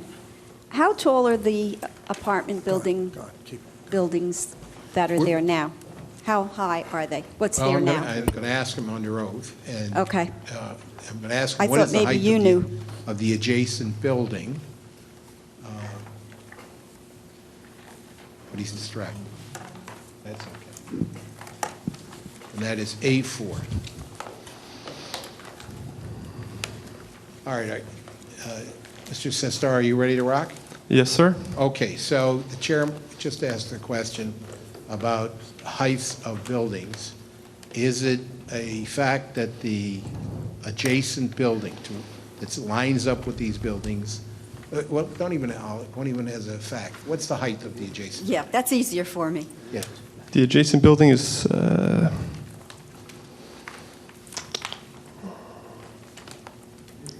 34, what is it? 34.24 Feet. feet, and that's 3-story building with a mansard roof, 8-foot floors. All right, and just putting, and it will go right to the height, and then we'll worry about facades. But just to put things in perspective, again, a reintroduction to this per the introduction that we started with. Whatever you tell us to do, we're doing. All right? One of Mr. Sestaro's purposes is to show you alternatives. We think the best alternative from the point of aesthetics, maybe even energy efficiency and some other issues, is to go for the buildings at 38 feet and change. I think it's 38.3, 38.35, and I think 38 even. And that is less, the permitted height in the zone is 35, so we're in the bulk variance category. We're going to show you the difference in the looks. And we're going to ask you, you're going to tell us what you want us to do, but we'd like to show you the alternatives. Okay. And I think that's part of the exhibits that you have before you, all right? So, Joe, height is the issue at the moment. Can you, and I hate to be disorganized in a presentation, we're going right to height, but let's, if you can't, what is in package A4? What's the first page? The first page is rendering of Building 2, the 16-unit building. The first page is with a roof at 38.4. 38.4 feet, okay. And how about the second page of that package? Second page is the same building, same view, with the roof reduced to 35 feet even. All right. And do we need anything else? Well, then we have our set again. We added sheets A1.1 and A1.2. Right. And what do they show? Those show the rear and side elevations of all buildings. All right. And what is on the page that says A-01, which I think is the fourth page in the package? What's the dotted line that's on there? Everybody see the dotted line at the There's a top? thick dash horizontal dotted line at 35 feet. All right. So that's the short version. And the building, if you go beyond the dotted line, that's the bigger version. That's the 38 and change height, correct? Correct. Okay. And what is on the bottom of the page? Is that the same issue there? The dotted line? Same thing. Is the short version, the 35.0 feet, and adding the additional 3 feet and change is not the dotted line, correct? Correct. And that's for buildings 1 and 3, the lower part of that drawing. Okay. And on what is A-1.1, which is the next sheet in the package? Here we have building 2 left elevation and right elevation, as well as the rear elevation of that building. So again, you can see the dash line at 35 feet. Okay. And what is A-1.2? This is the right and left elevations for building 1 and 3, as well as its rear elevation. Okay. All right, and then you go into floor plan. So let's hold on that. Why should this board grant us the variance for the 38 and change? There's also... What does it do for Edison Township? I just want to add one thing, that the last page Okay. is a photo of that building we were just talking about, the closest building. That's 34.2. So that's the existing building that's closest to what we're proposing. Okay. That's the last building in the package. Correct. Okay. So back to my question. Why should the board grant us the 3 feet and change? For a few reasons. You can see by the renderings, although if you kind of flip them back and forth, it makes a big difference aesthetically, we feel. Those extra few feet really give more of a richness to the architecture. The way to drop it down to 35, we've looked at several options, but it seems to be to truncate the roof trusses and have a flat spot on the top. That's what's reflected in that second rendering there. So we have no problem. We can meet 35. but aesthetically, we really feel strongly that 38 and change makes a much better building. It adds no additional space, interior space. There's no increase in areas. It's just better proportions, architectural elements. It's also a product of going to the market. These the other buildings, 8-foot ceiling heights, we're now doing 9. We have energy efficient trusses, which add a few inches, more insulation.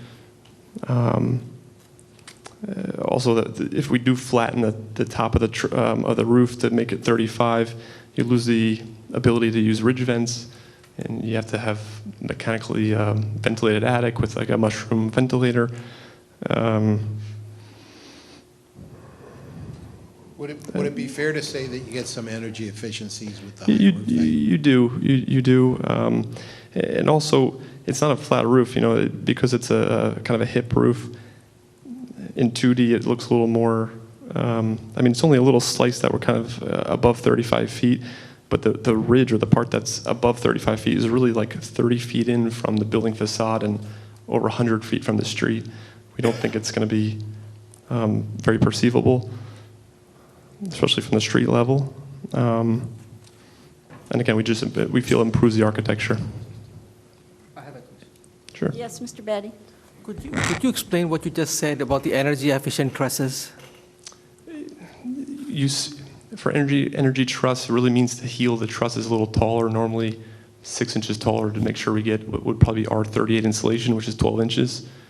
It doesn't take 3 feet away, but it takes 6 inches, 7 inches, something like that. If you were to go with the 38.5 elevation, does that give you a better opportunity in the future to put solar panels there than a flat one? I don't think it necessarily would. I think in either case it'd be doable if the applicant wanted to do that. Mr. Taglianetti? You actually answered my question regarding the ridge vent on the shallow roof. So where would you put a mechanical vent on these roofs? On the back of the building, not on the front facade, but you'd see it. Usually they're colored to the roofing shingles, but it'd be on the back side of the roof.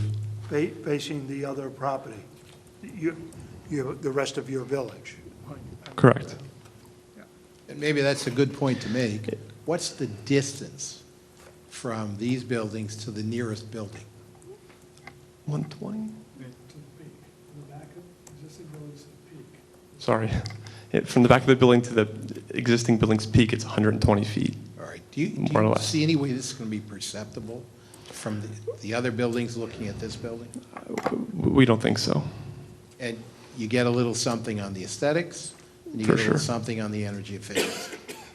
And we Correct. think it's, kind of not an architectural term, but you think it's prettier. Yeah, it's prettier, yeah. Okay. So we submit that to you. And if you say, we don't want No, it, I have to agree with you. I won't let you go any further. I do think it looks better. thank you. That's You're very, welcome. very kind.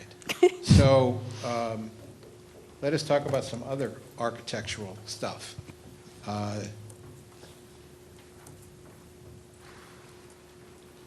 By the way, Mr. Bignell, are you happy, what we're looking at, is this going to be what it is going to look like, the facade, Mr. Smith?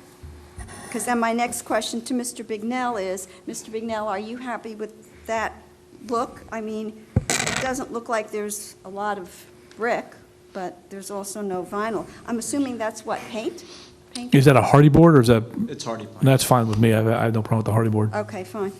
Okay, we got that taken care of for you. There's also While I'm ahead, is there anything else you have to say? I'm good. There's also brick behind the shrubs there. You can't really see it in the rendering, but there's a skirt along the front of the building there. Okay. Yes, wait, yes, Mr. The brick Taglianetti? is full brick, not thin brick, am I correct? Full brick. Thank you. Okay. Mr. Sestaro, anything else? Can I ask the board if they have more questions of you? Sure. Okay, does anyone else have any questions of this young man? Yeah. If not, Madam Chair, I ask that Allison Coffin, our planner, be called and sworn Okay. so that she can give testimony.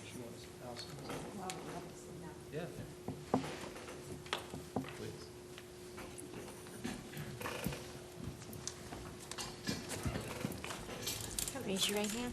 Do you solemnly swear or affirm to tell the whole truth, nothing but the truth, so help you God? Yes, I do. And please state your full name for the record. Allison Coffin, it's spelled C-O-F-F-I-N. For the record, Ms. Coffin, by whom are you employed and in what capacity? I'm employed by James W. Higgins Associates. We're out of Ocean Township. I'm employed as a planner. I'm a licensed professional planner in the state of New Jersey. I'm certified by the American Institute of Certified Planners. I've had my license and certification for 16 years now. In that time, I've been accepted. Louder.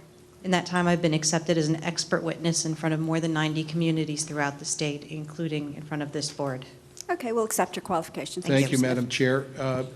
Ms. Coffin, you're, as you say, you have plenty of experience doing this. I would like you, if you would, to please provide the board with a land use justification, MLUL justification, for the de minimis increase in the FAR, floor area ratio variance, and the height variance. And then if you would, discuss the MLUL justifications for the bulk variances that we've requested. Sure. I'll start with the FAR variance. We're asking for a small FAR variance going from 0.4 to 0.42. It's my opinion that special reasons exist to support the requested FAR variance. Floor area ratio is a planning tool which is commonly employed for limiting the intensity of the use of a property, similar to density or bulk building size. And in the Randolph Town Center Associates versus the Township of Randolph case, the court outlined the types of proofs that are necessary for granting an FAR variance. The court determined that for an FAR variance, though it's a D variance, it's distinct from a D variance for a use that's not permitted in the zone. It's more consistent with a conditional use. It's inappropriate to apply the same standard of proof to an FAR variance as we would have for a D1 variance. More appropriately, the standard to be applied should be similar to that of a conditional use, which involves the ability of the site to accommodate the use despite exceeding the FAR limitations. In this instance, it's my opinion that the property can accommodate the proposed FAR. The additional floor area is de minimis increase in the permitted FAR. We're going from 0.4 to 0.42. The additional FAR proposed in this case is for the purposes of including a 50-square-foot storage space and individual washer and dryer units within each individual unit, rather than having them in the cellars. Now, your ordinance would exempt cellar space from the FAR requirements, so we could provide those facilities in the cellar and not as individual units. However, placing the storage space and laundry facilities in the individual units rather than in the cellar promotes both public safety and accessibility to these facilities for the individual residents. It's my opinion that the site can accommodate the FAR. The additional FAR does not increase the number of units or the number of bedrooms for this project. No coverage or setback relief is required. In fact, the site plan as proposed is below the limits for both building coverage and impervious coverage, which tells me that the FAR is not excessive. The parking supply will also be adequate and meets and exceeds the ordinance requirements. Now, we have a new bulk variance that's being requested for height, and that can be granted under the C2 standard. The proposed development advances the purposes of the municipal land use law, with this variance with regard to promoting public health, safety, morals, and general welfare, which is purpose A, providing adequate light, air, and open space, which is purpose C, providing an appropriate population density, which is purpose E, providing appropriate space in an appropriate location for residential use, which is purpose G, promoting a desirable visual environment, and that gets to the aesthetics of having the height as is proposed, and that's purpose I, and purpose J is to the conservation of energy resources. So insofar as that additional height allows for more energy efficiency in the roof design of this project, it advances that purpose. So the benefits of the proposed height include advancing the municipal land use law and developing the property in a manner which is consistent with the surrounding development pattern and provides for a more energy efficient and aesthetically pleasing structure. The variance can be granted without detriment, In this case, the height will not be significantly overwhelming to the surrounding properties. It's limited to a small portion of each of the buildings in the center of the building where the roof peak is at its highest. It's 130 feet at that point from the surrounding roadways and 120 feet from the adjacent structures. So there'll be no significant harm to that additional height. There's also some variance relief requested for the existing lot area. The lot area requirement is 3 acres. The existing lot is 2.8. At the time of the previous use variance, I read through that resolution, and the use variance was required because of the area of the lot. So the lot requirement for multifamily housing in this zone is 3 acres. The lot at that time was also 2.8 acres. So the relief for the lot size is an existing condition, but it's also subsumed within that prior D1 variance relief, which speaks specifically to the size of the lot. We heard some testimony from the engineer that we may not, in fact, need variance relief for lot width and lot depth because we have a lot that's about 200 feet wide and it's got a depth of 598 feet. So it's my opinion that we don't need this relief, but if we did, because it is an unusually shaped lot with an unusual relationship to the surrounding streets, this is a pre-existing condition. It was present at the time of the prior approval and can be granted under the C1 standard in that there's a hardship. The last test for a variance is whether or not it substantially impairs the intent and purpose of your master plan and zoning ordinance. So in this case, we have a use variance that was previously granted. We have a new FAR variance requested, but the site is able to support the intensity of the use as proposed. The site can accommodate this without having any substantial detriment to the area or exceeding the permitted building and impervious coverages. And the plan advances several goals of your master plan, including the preservation of distinct cohesive neighborhoods, encouraging well-designed anti-sprawl land development that is consistent with established neighborhoods and land use patterns while preserving the community's suburban and urban landscape, which makes Edison a unique and desirable place to both live and work. Encouraging new development consistent with the scale of established land uses while preserving the character and developed nature of existing neighborhoods and proximate land uses at densities which consider available vacant land. Plan a variety of housing types meeting the needs of young professionals to become a significant part of the housing stock in Edison, and maintaining and encouraging diversity in the type and character of available housing, promoting an opportunity for varied and residential communities. So for those reasons, it's my opinion that positive reasons and special reasons do exist for the granting of the requested variances, that they can be granted without any detriment to the health, safety, and welfare of the public, and the granting of the variances would result in the development of this property, which advances the purposes of your master plan and zoning ordinance. Thank you very much. Ms. Coffin's available for questions. Does the board have any questions of Ms. Coffin? Yes, Mr. Siddhartha. Are you proposing any clubhouse or a gym in the facility? I don't think so. No. Any other questions? Okay, we'll go out to the public. Anyone within 200 feet of the property wanting to be heard? Anyone outside of 200 feet of the property wanting to be heard? With that, I'll close the case. Would you like to add anything further, Mr. 30 Smith? quick seconds, and the Sure. 30 quick seconds, it's the absolute right thing to do for Edison Township. You got this little hole in the donut. You have 700 apartments around it. These people being K&K, have been providing reasonable housing, good, decent housing for people in this area. There's a need because it's next to the college and next to all of your workspaces. It's a great opportunity to make your land use in that area consistent and provide a nice housing product for your residents. So we hope you'll approve it. Okay. And the variances. Thank you. With that, I'll go to the board. Actually, Madam Chair, I just don't know, do we need to make any consideration for the affordable housing, the COA or anything? No. I'm looking at Mr. Bignell, and he's shaking his... Whatever rules are in effect at the time of their building permit, they'll be required to take care of by statute.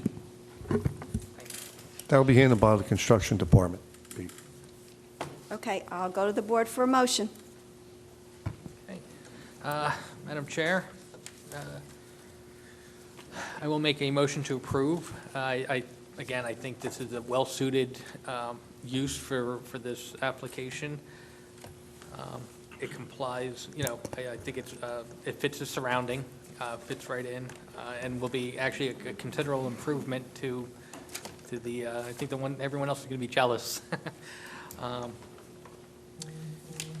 The considerations we need to make is that they'll comply with the tree ordinance, the fencing around the retention basin. They will comply with the township planner and engineer's letters, and I have no objections to any of the variances. I'll just make a condition just to further that, is that they will also, beside complying, they are going to work with Mr. Bignell, correct, Mr. Bignell, with regard to the tree count and with regard to the fencing and the lots to be consolidated. Do I have a second? Madam Chair, may I- Yes, sure, Mr. And Paglianetti. the siding that is not brick will be hardy plank? And are we okay with the 35-foot height? We are okay. 38. 38 shades. I just have a clarification for the record. You have testimony here that it was 38.4 feet. The variance application I have says 38 feet. What did your notice say? The notice said, and what I'll do is get the notice. Hold on one sec. Yeah, that's true, because this says 38, It lists the 38.3, and 38.3. So, I have our notice. And our notice says that, and 3 buildings, height variances for 1 building at 38 feet, 1 building at 38.35 feet, and 1 building at 38.3 feet, which is what I described to you. Okay, fine. Okay, so I have a motion. I amended it. Mr. Taglianetti amended it. Do I have a second to approve? Second. Okay. Roll call, please. Mr. Beatty? Yes to the motion. Mr. Sedata? Yes to the motion. Mr. Taglianetti?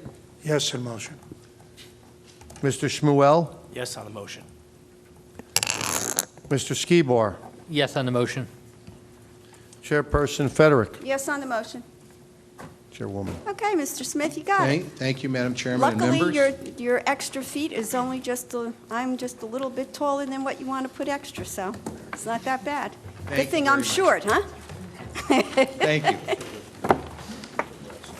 Ma'am, would you like a 5-minute break for your fingers before the next? Okay, we'll take a 5-minute break for our court stenographer. Again, for the record, Lisa John Bassa with the law firm Keys, Shahinian and Jan Tomasi on behalf of the applicant Katie Singh Enterprises LLC. Tonight, the applicant is here in connection with property located at 3775 Park Avenue in Edison. The property that is the subject of this application tonight is a fully developed lot with a large building located on it today, measuring approximately 489,000 square feet. That includes a mezzanine level. The building received approvals many years ago in 2008 to break down the building into 22 individual condominium units.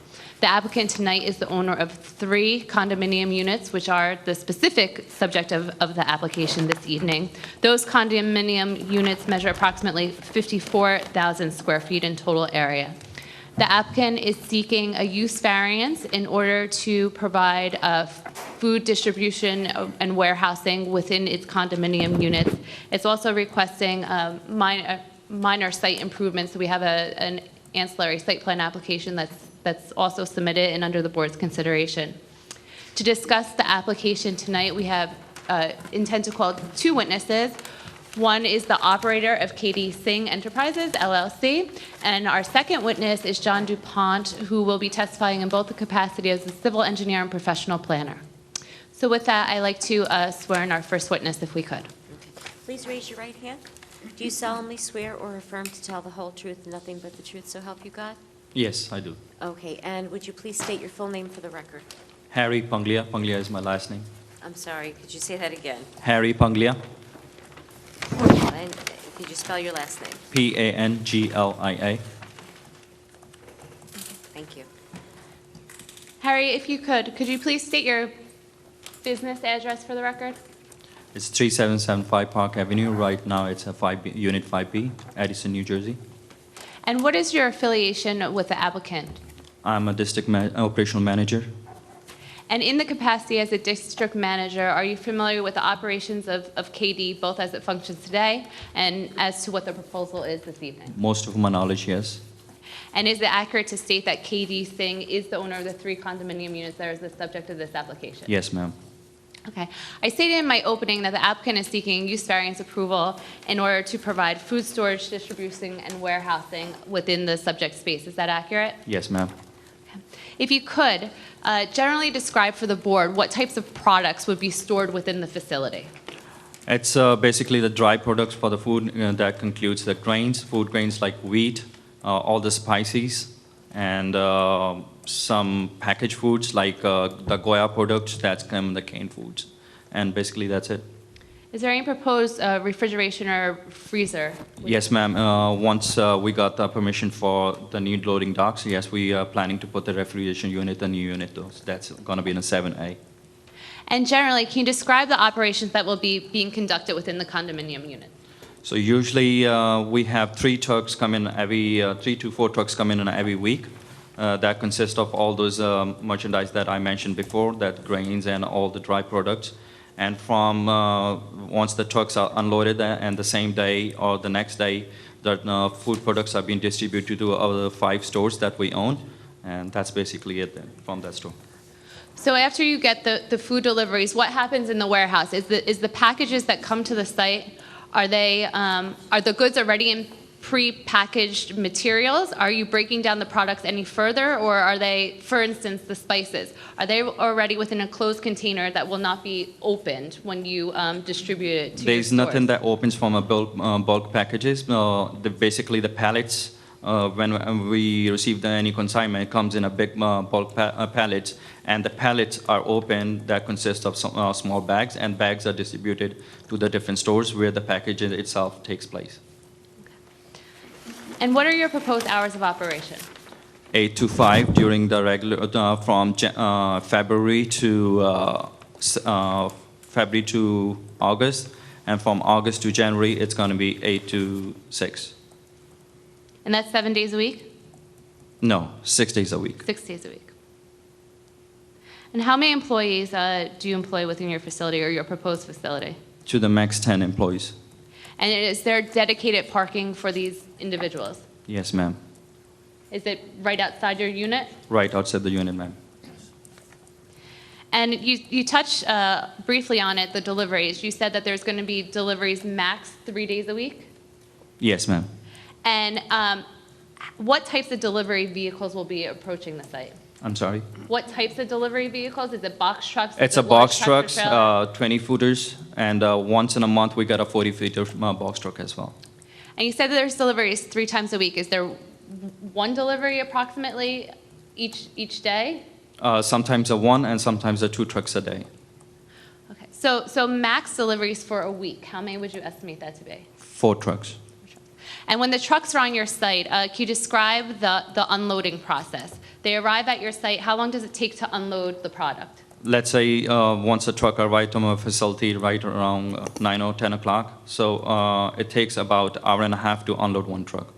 And after the truck's unloaded, does it immediately leave the site? Yes, ma'am. And when the truck is at your facility, is there any sort of idling of the vehicles? Are the engines still on, or do they turn them off? No, the engines always turn off. And that goes for the refrigeration trucks as well. My understanding is the engines will be turned off. Only the refrigeration side of the truck remains on. And your experience, that's a low volume sound, is that correct? Yes, ma'am. Okay. And just another general question, how is your trash handled on site? So we have a big container in the front of our unit. Every Wednesday, there is a company that we hired that comes and pick up the trash from there. I have no further questions for this witness. I have one, and then I'll go to the board. The spices. We've had another storage area where there's been spices stored, and the aroma emanating from the building was horrible, and we had a whole neighborhood complaining. When he says they're in bags, what kind of bags? They are sealed plastic bags. Okay. They are not like a burlap bag where the smell, where the odor can emanate through? No, ma'am. Okay, fine. Does the board have any questions of the gentleman? Yes, Mr. Skibar? So I guess I'm just trying to understand, it's not like a, when you say food preparation, it's not cooking, it's more just like assembling? Assembling, so there is nothing cooked there, nothing, it's just a dry products that comes from containers, and it's distributed to the stores where the packaging takes place within the stores. So it's wrapped packaging? It's wrapped right? packages. When you get it, when you receive it? Yes, sir. Correct? And then it's distributed from that space? Absolutely, correct? sir. Any other questions? Moving along. Thank you. Our next witness is Jean Dupont. Do you solemnly swear or affirm to tell the whole truth, nothing but the truth, so help you God? I do. And please state your full name for the record. John P. Dupont, D-U, capital P-O-N-T. JPD Engineering, and JPD Engineering, 756 Jackson Road, Stewartsville, New Jersey. Just some qualifications, please, for the record, Mr. Dupont. I have a Bachelor of Science degree in Civil Engineering. I am a licensed professional engineer in the state of New Jersey, New York, and Pennsylvania. I am also a licensed professional planner in the state of New Jersey. I am certified municipal engineer in the state of New Jersey. For the past 20 years, I've served as a borough department, planning and zoning board engineer. Okay, thank you for your qualifications, sir. We'll accept them. Is the mic working? Wait, excuse me? His mic's not on either? Is that better? No. No? That's okay. Oh, it was off. Oh, We got it now? that's pretty good. That's Richard. better. Okay. I got you. Can we hear you now? Yeah. Do we need to run through the qualifications again, or are we okay? No, we're okay. And just for the record, I ask that he be qualified at this point as both an expert in civil engineering as well as a professional planner. Thank you.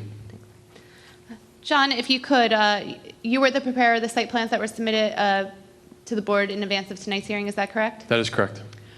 If you can start by discussing the surrounding area, the subject property, as well as the existing conditions.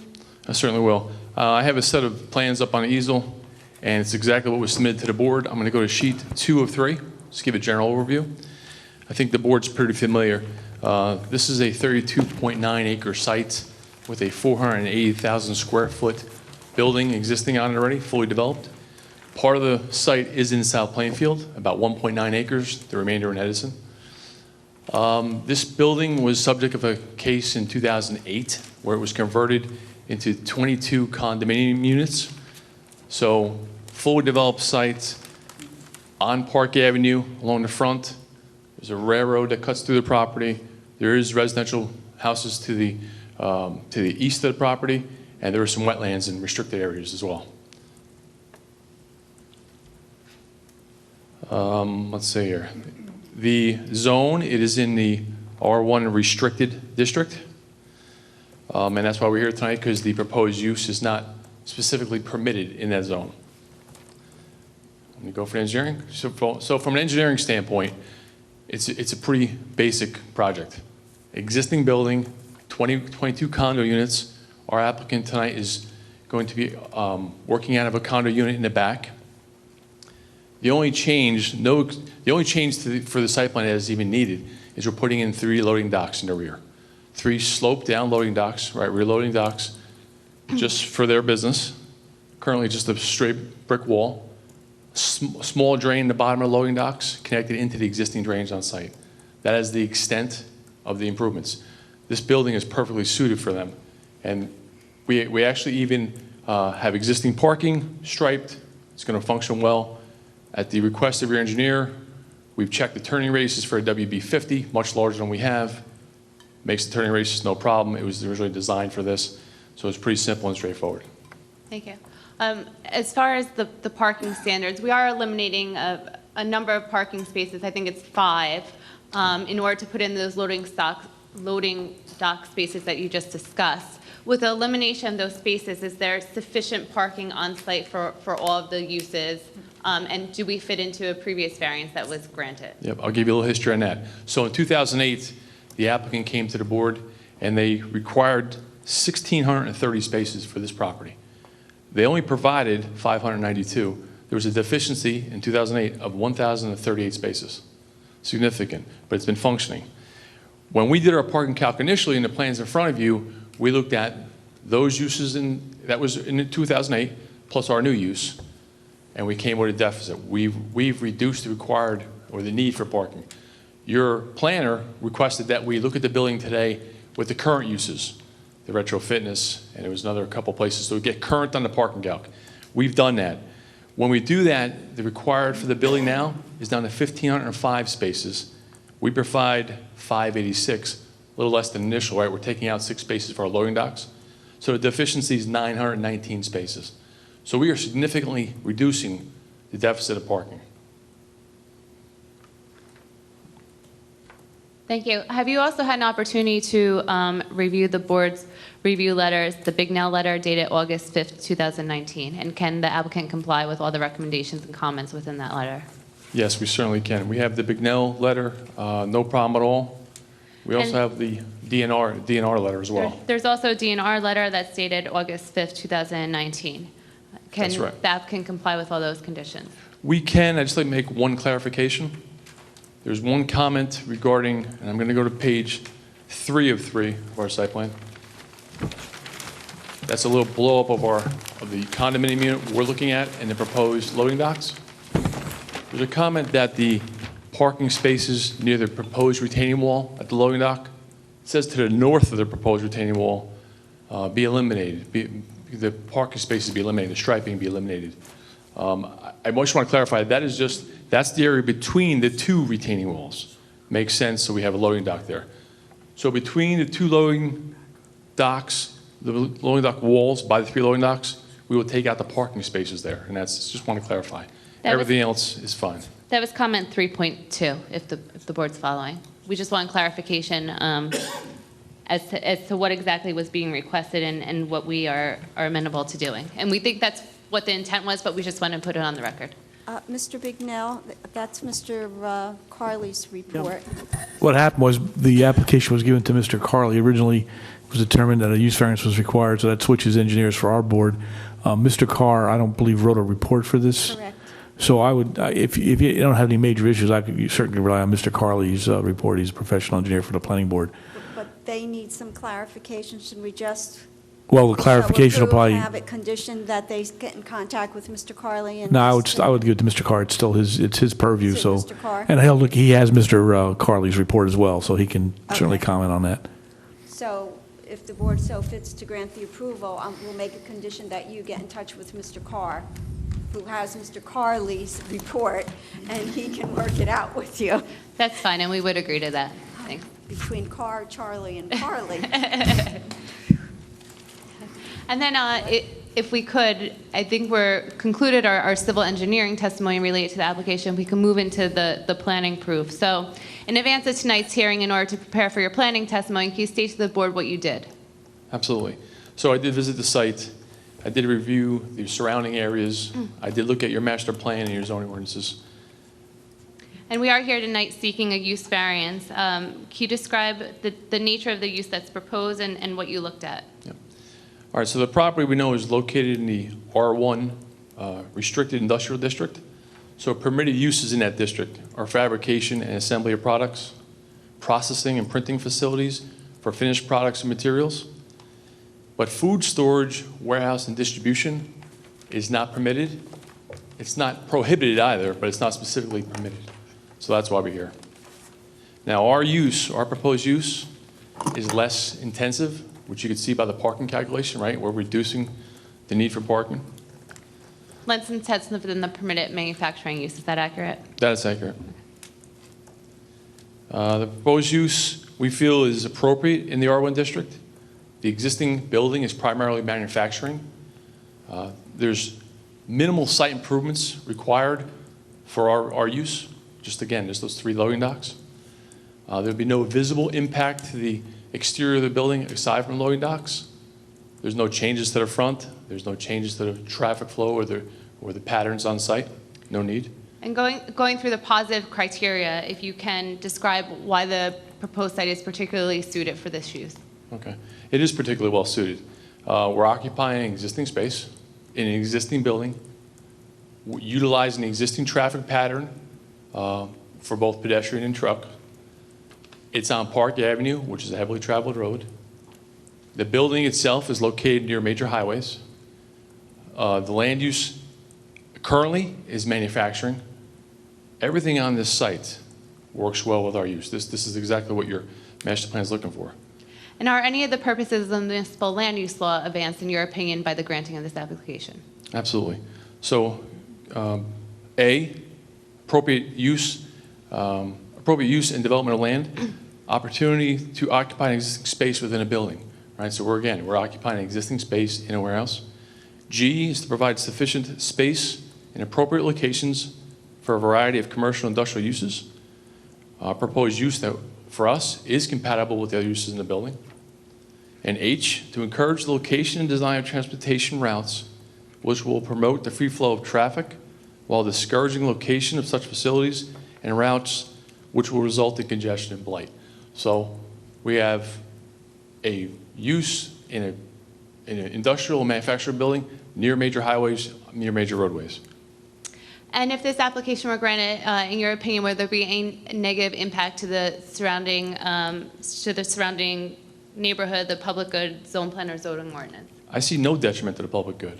I see no impairment to the zone plan or zoning ordinances. It's a less intense use on a property with consistent uses. We're occupying an existing space with minimal improvements needed. We're not going to affect that building. We're not going to alter the building much. Matter of fact, in your planner's letter, Mr. Bignell's letter, he did refer to the 2003 master plan that recommended that site for light industrial uses, which would in fact allow warehousing and distribution. So in your opinion, this board could legally grant this application. Is that accurate? That's accurate. I have no further questions. Does the board have any questions of Mr. DuPont?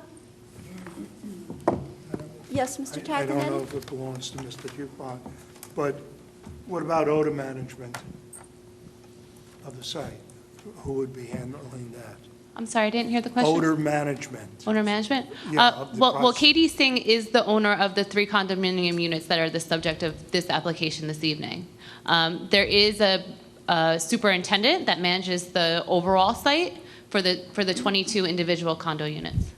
Well, if the processing causes odors to emanate outside of the building and affect the neighbors, particularly the residential and those, do you intend to put in any air cleaning equipment or odor cleaning equipment? Well, so the owner is Katie Singh. You would reach out to the specific applicant if that were an issue. The applicant can speak for themselves, but I don't believe that any sort of odor control is going to be implemented here, since the goods are prepackaged already and they're not unpackaging them to repackage them, where you would have open spices or what have you. Okay. Any other questions of Mr. DuPont? Yes, Mr. Skibar? Again, I guess we might not, we heard about delivery. What about the distribution? Is there additional distribution that will be incurred with this property? Can you repeat the question again, please? Will there be additional trucks or anything distributing the product after? Same amount of trucks that's going out. If the 3 trucks are coming in, the 3 trucks will go out to distribution. Okay, thank you.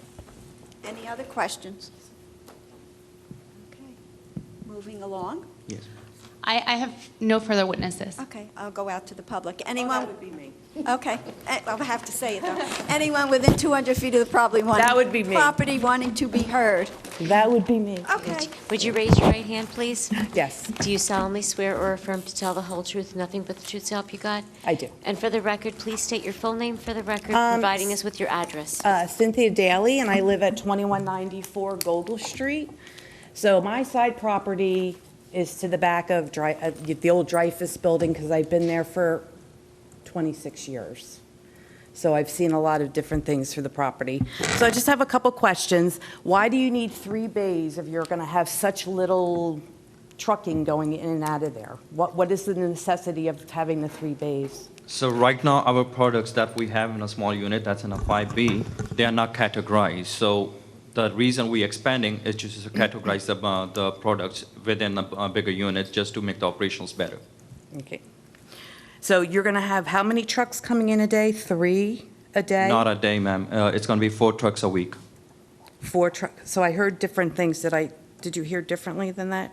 3 days delivery days, 4 trucks in a whole week. Okay, and there'll be no idling, there'll be no anything going there. Will there be tractor trailers, or are there going to be box trucks? The box trucks only, ma'am. Okay, so why do you need such large bays when you're only having box trucks come in? Is that like standard? It is a standard, ma'am.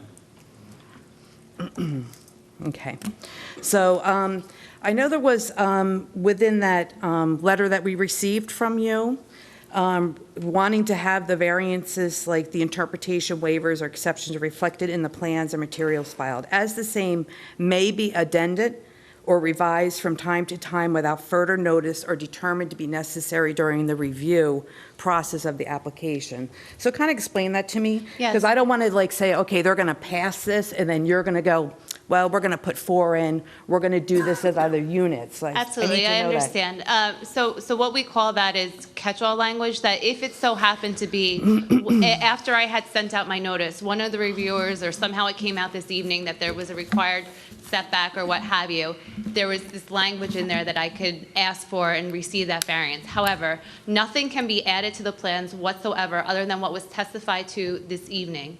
So there cannot be, we would have to come back to this board in the event that there was ever any sort of other variance relief that was necessary related to this application, this operation. Okay. So, so my understanding is that there's never been any kind of food distribution, anything at this company before? It was never through over at 3775 Park Avenue? There's no food distribution in there at all right now? On 5B, it is. On 5D, and what do they have there? The same product, ma'am. Madam Chair, Yes, Mr. Vidno? not to interrupt this young lady, but I believe it was Wrigley's chewing gum. Yeah, Wrigley's was a great, I had a very good rapport with them, I had no problems. But they used to distribute chewing gum, so I just want to put Right. that, so they did have distribution out there, They were yeah. very good neighbors. Okay. This is a different situation, 'cause since I've been there so long. And since in 2008, since they did take all the trees down and put a parking lot up that nobody has utilized since that time. I mean, you may have a car in and out of there, but not utilized at all. So that was a shame that they actually had to do that. I also wanted to ask about, there is no tractor trailers. You can definitely say there'll be no tractor trailers coming into that place to be delivering food? No tractor trailer. There is a one tractor trailer that comes in, that's going to be 40 footers. That's going to be once a month. Okay. Will they be staying in there? Will they be parked in the parking lot? Nothing will be parked over there. It's So going to they're be going as to long drop as... off and then they're going to be leaving? Yes, ma'am. Okay.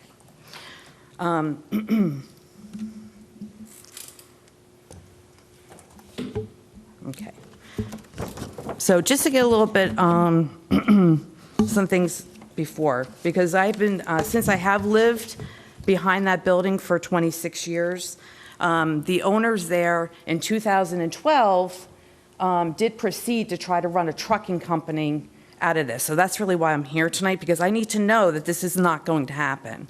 So 2012, when Mrs. Resigliano was the mayor, the Amnol, a distribution company, are you familiar with them? No, ma'am. Okay, I don't know if they were at the time, but they were trying to run a trucking company because they did have all that open parking space, so they were kept parking their trucks there. This went on for weeks at a time. They were coming in at 3:30 in the morning, 4 o'clock in the morning, 5 o'clock in the morning. Were you there at the time? No, ma'am. 2012, so you're probably not familiar with it. So there's a lot of distrust here that what you're saying to me and what's really going to happen, okay? So let me continue before you have a comment. So the 18-wheelers were coming in all times of the morning, day, night. They were parking them there. The smell was horrible. The noise was horrible. And I would be, every time, because they would wake me up at 3:30, 4 o'clock in the morning, so I was sending emails to Mrs. Resigliano and Jay Elliott. You guys are familiar with Jay. So until it got taken away. There was no variance at the time. It's that Katie Singh was trying to do something under the table. I have to to- correct I that. was going to say, is I have- there a Was he the question? owner is at the there- time? is- No. Wait, excuse me. Is there a question? I mean, whatever happened in 2012. and Okay, well, I we just want to say, can't because there's talk about that. there's a series of things that happen there that shouldn't have taken place. But we Can I can't just do So I just wanna anything make sure. about. Maybe this will help the concern. Okay. Katie Singh is not the owner of the entire site. Katie Singh is the owner of 3 condominium units, which are the subject of this application tonight. So what happened in 2012, we can't speak to Okay. at all. Exactly. So that, I told you what company was doing that, just so you know that. Understood. Okay. So then we go back to the noise and the fumes and stuff. So I need to know that that's not going to be happening at this facility, what you're going to try to do. It is not. If that was what was going to happen, we would have to come back for a new use variance. It would not be covered under the relief that we are seeking this evening. Mm-hmm.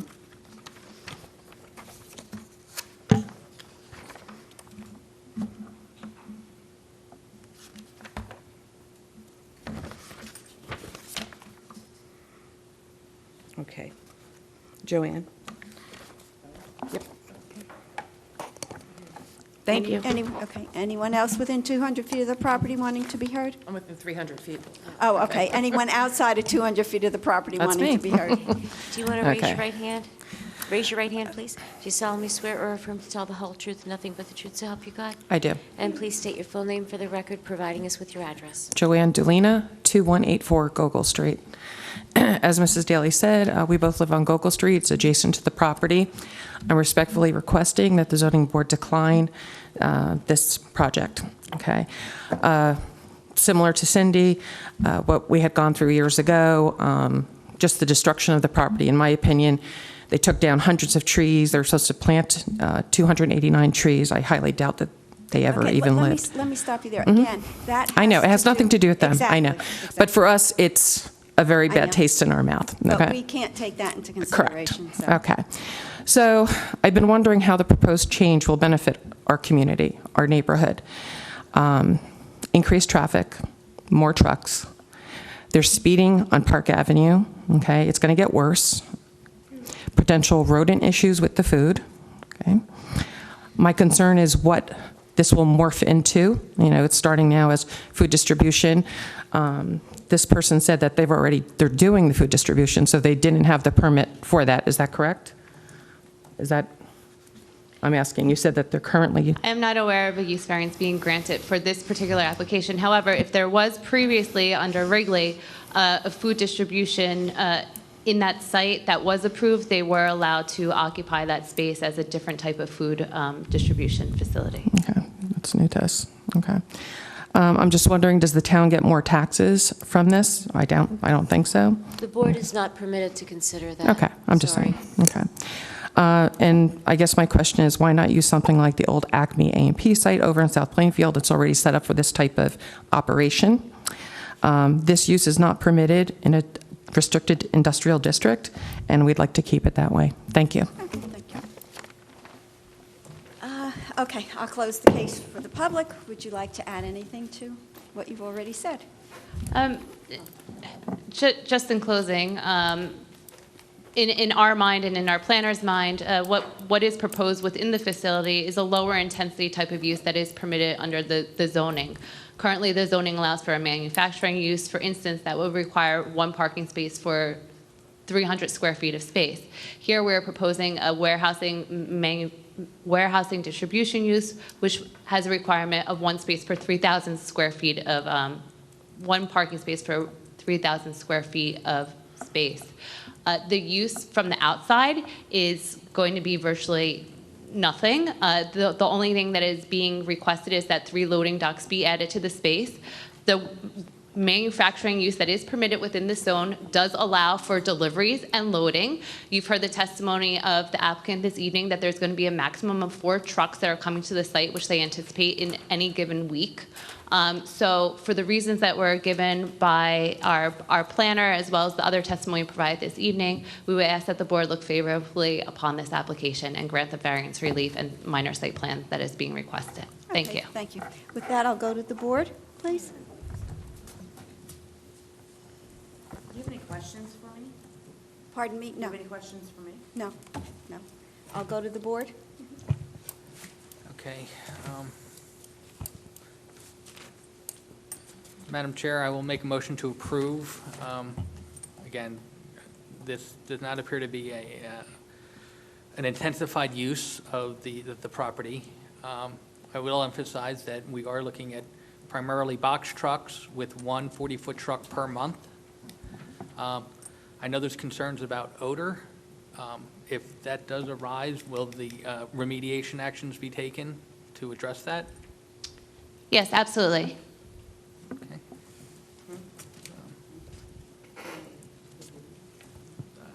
Any other? Okay, and I'll put the condition on that you were going to check with Mr. Carr to straighten out what Mr. Dupont was talking about with regard to the parking spaces. We already took care of the tractor trailer only once per month.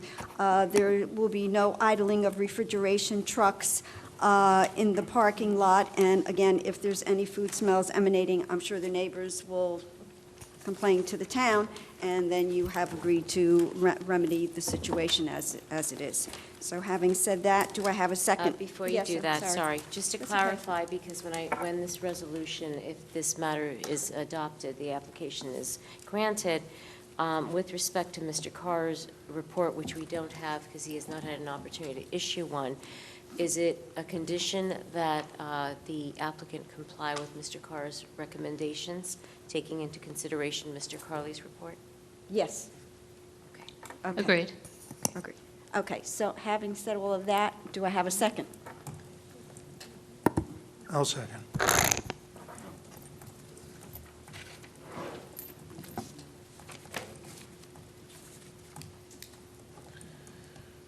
For a vote? Yes, please. Mr. Beatty? Yes to the motion. Mr. Sadada?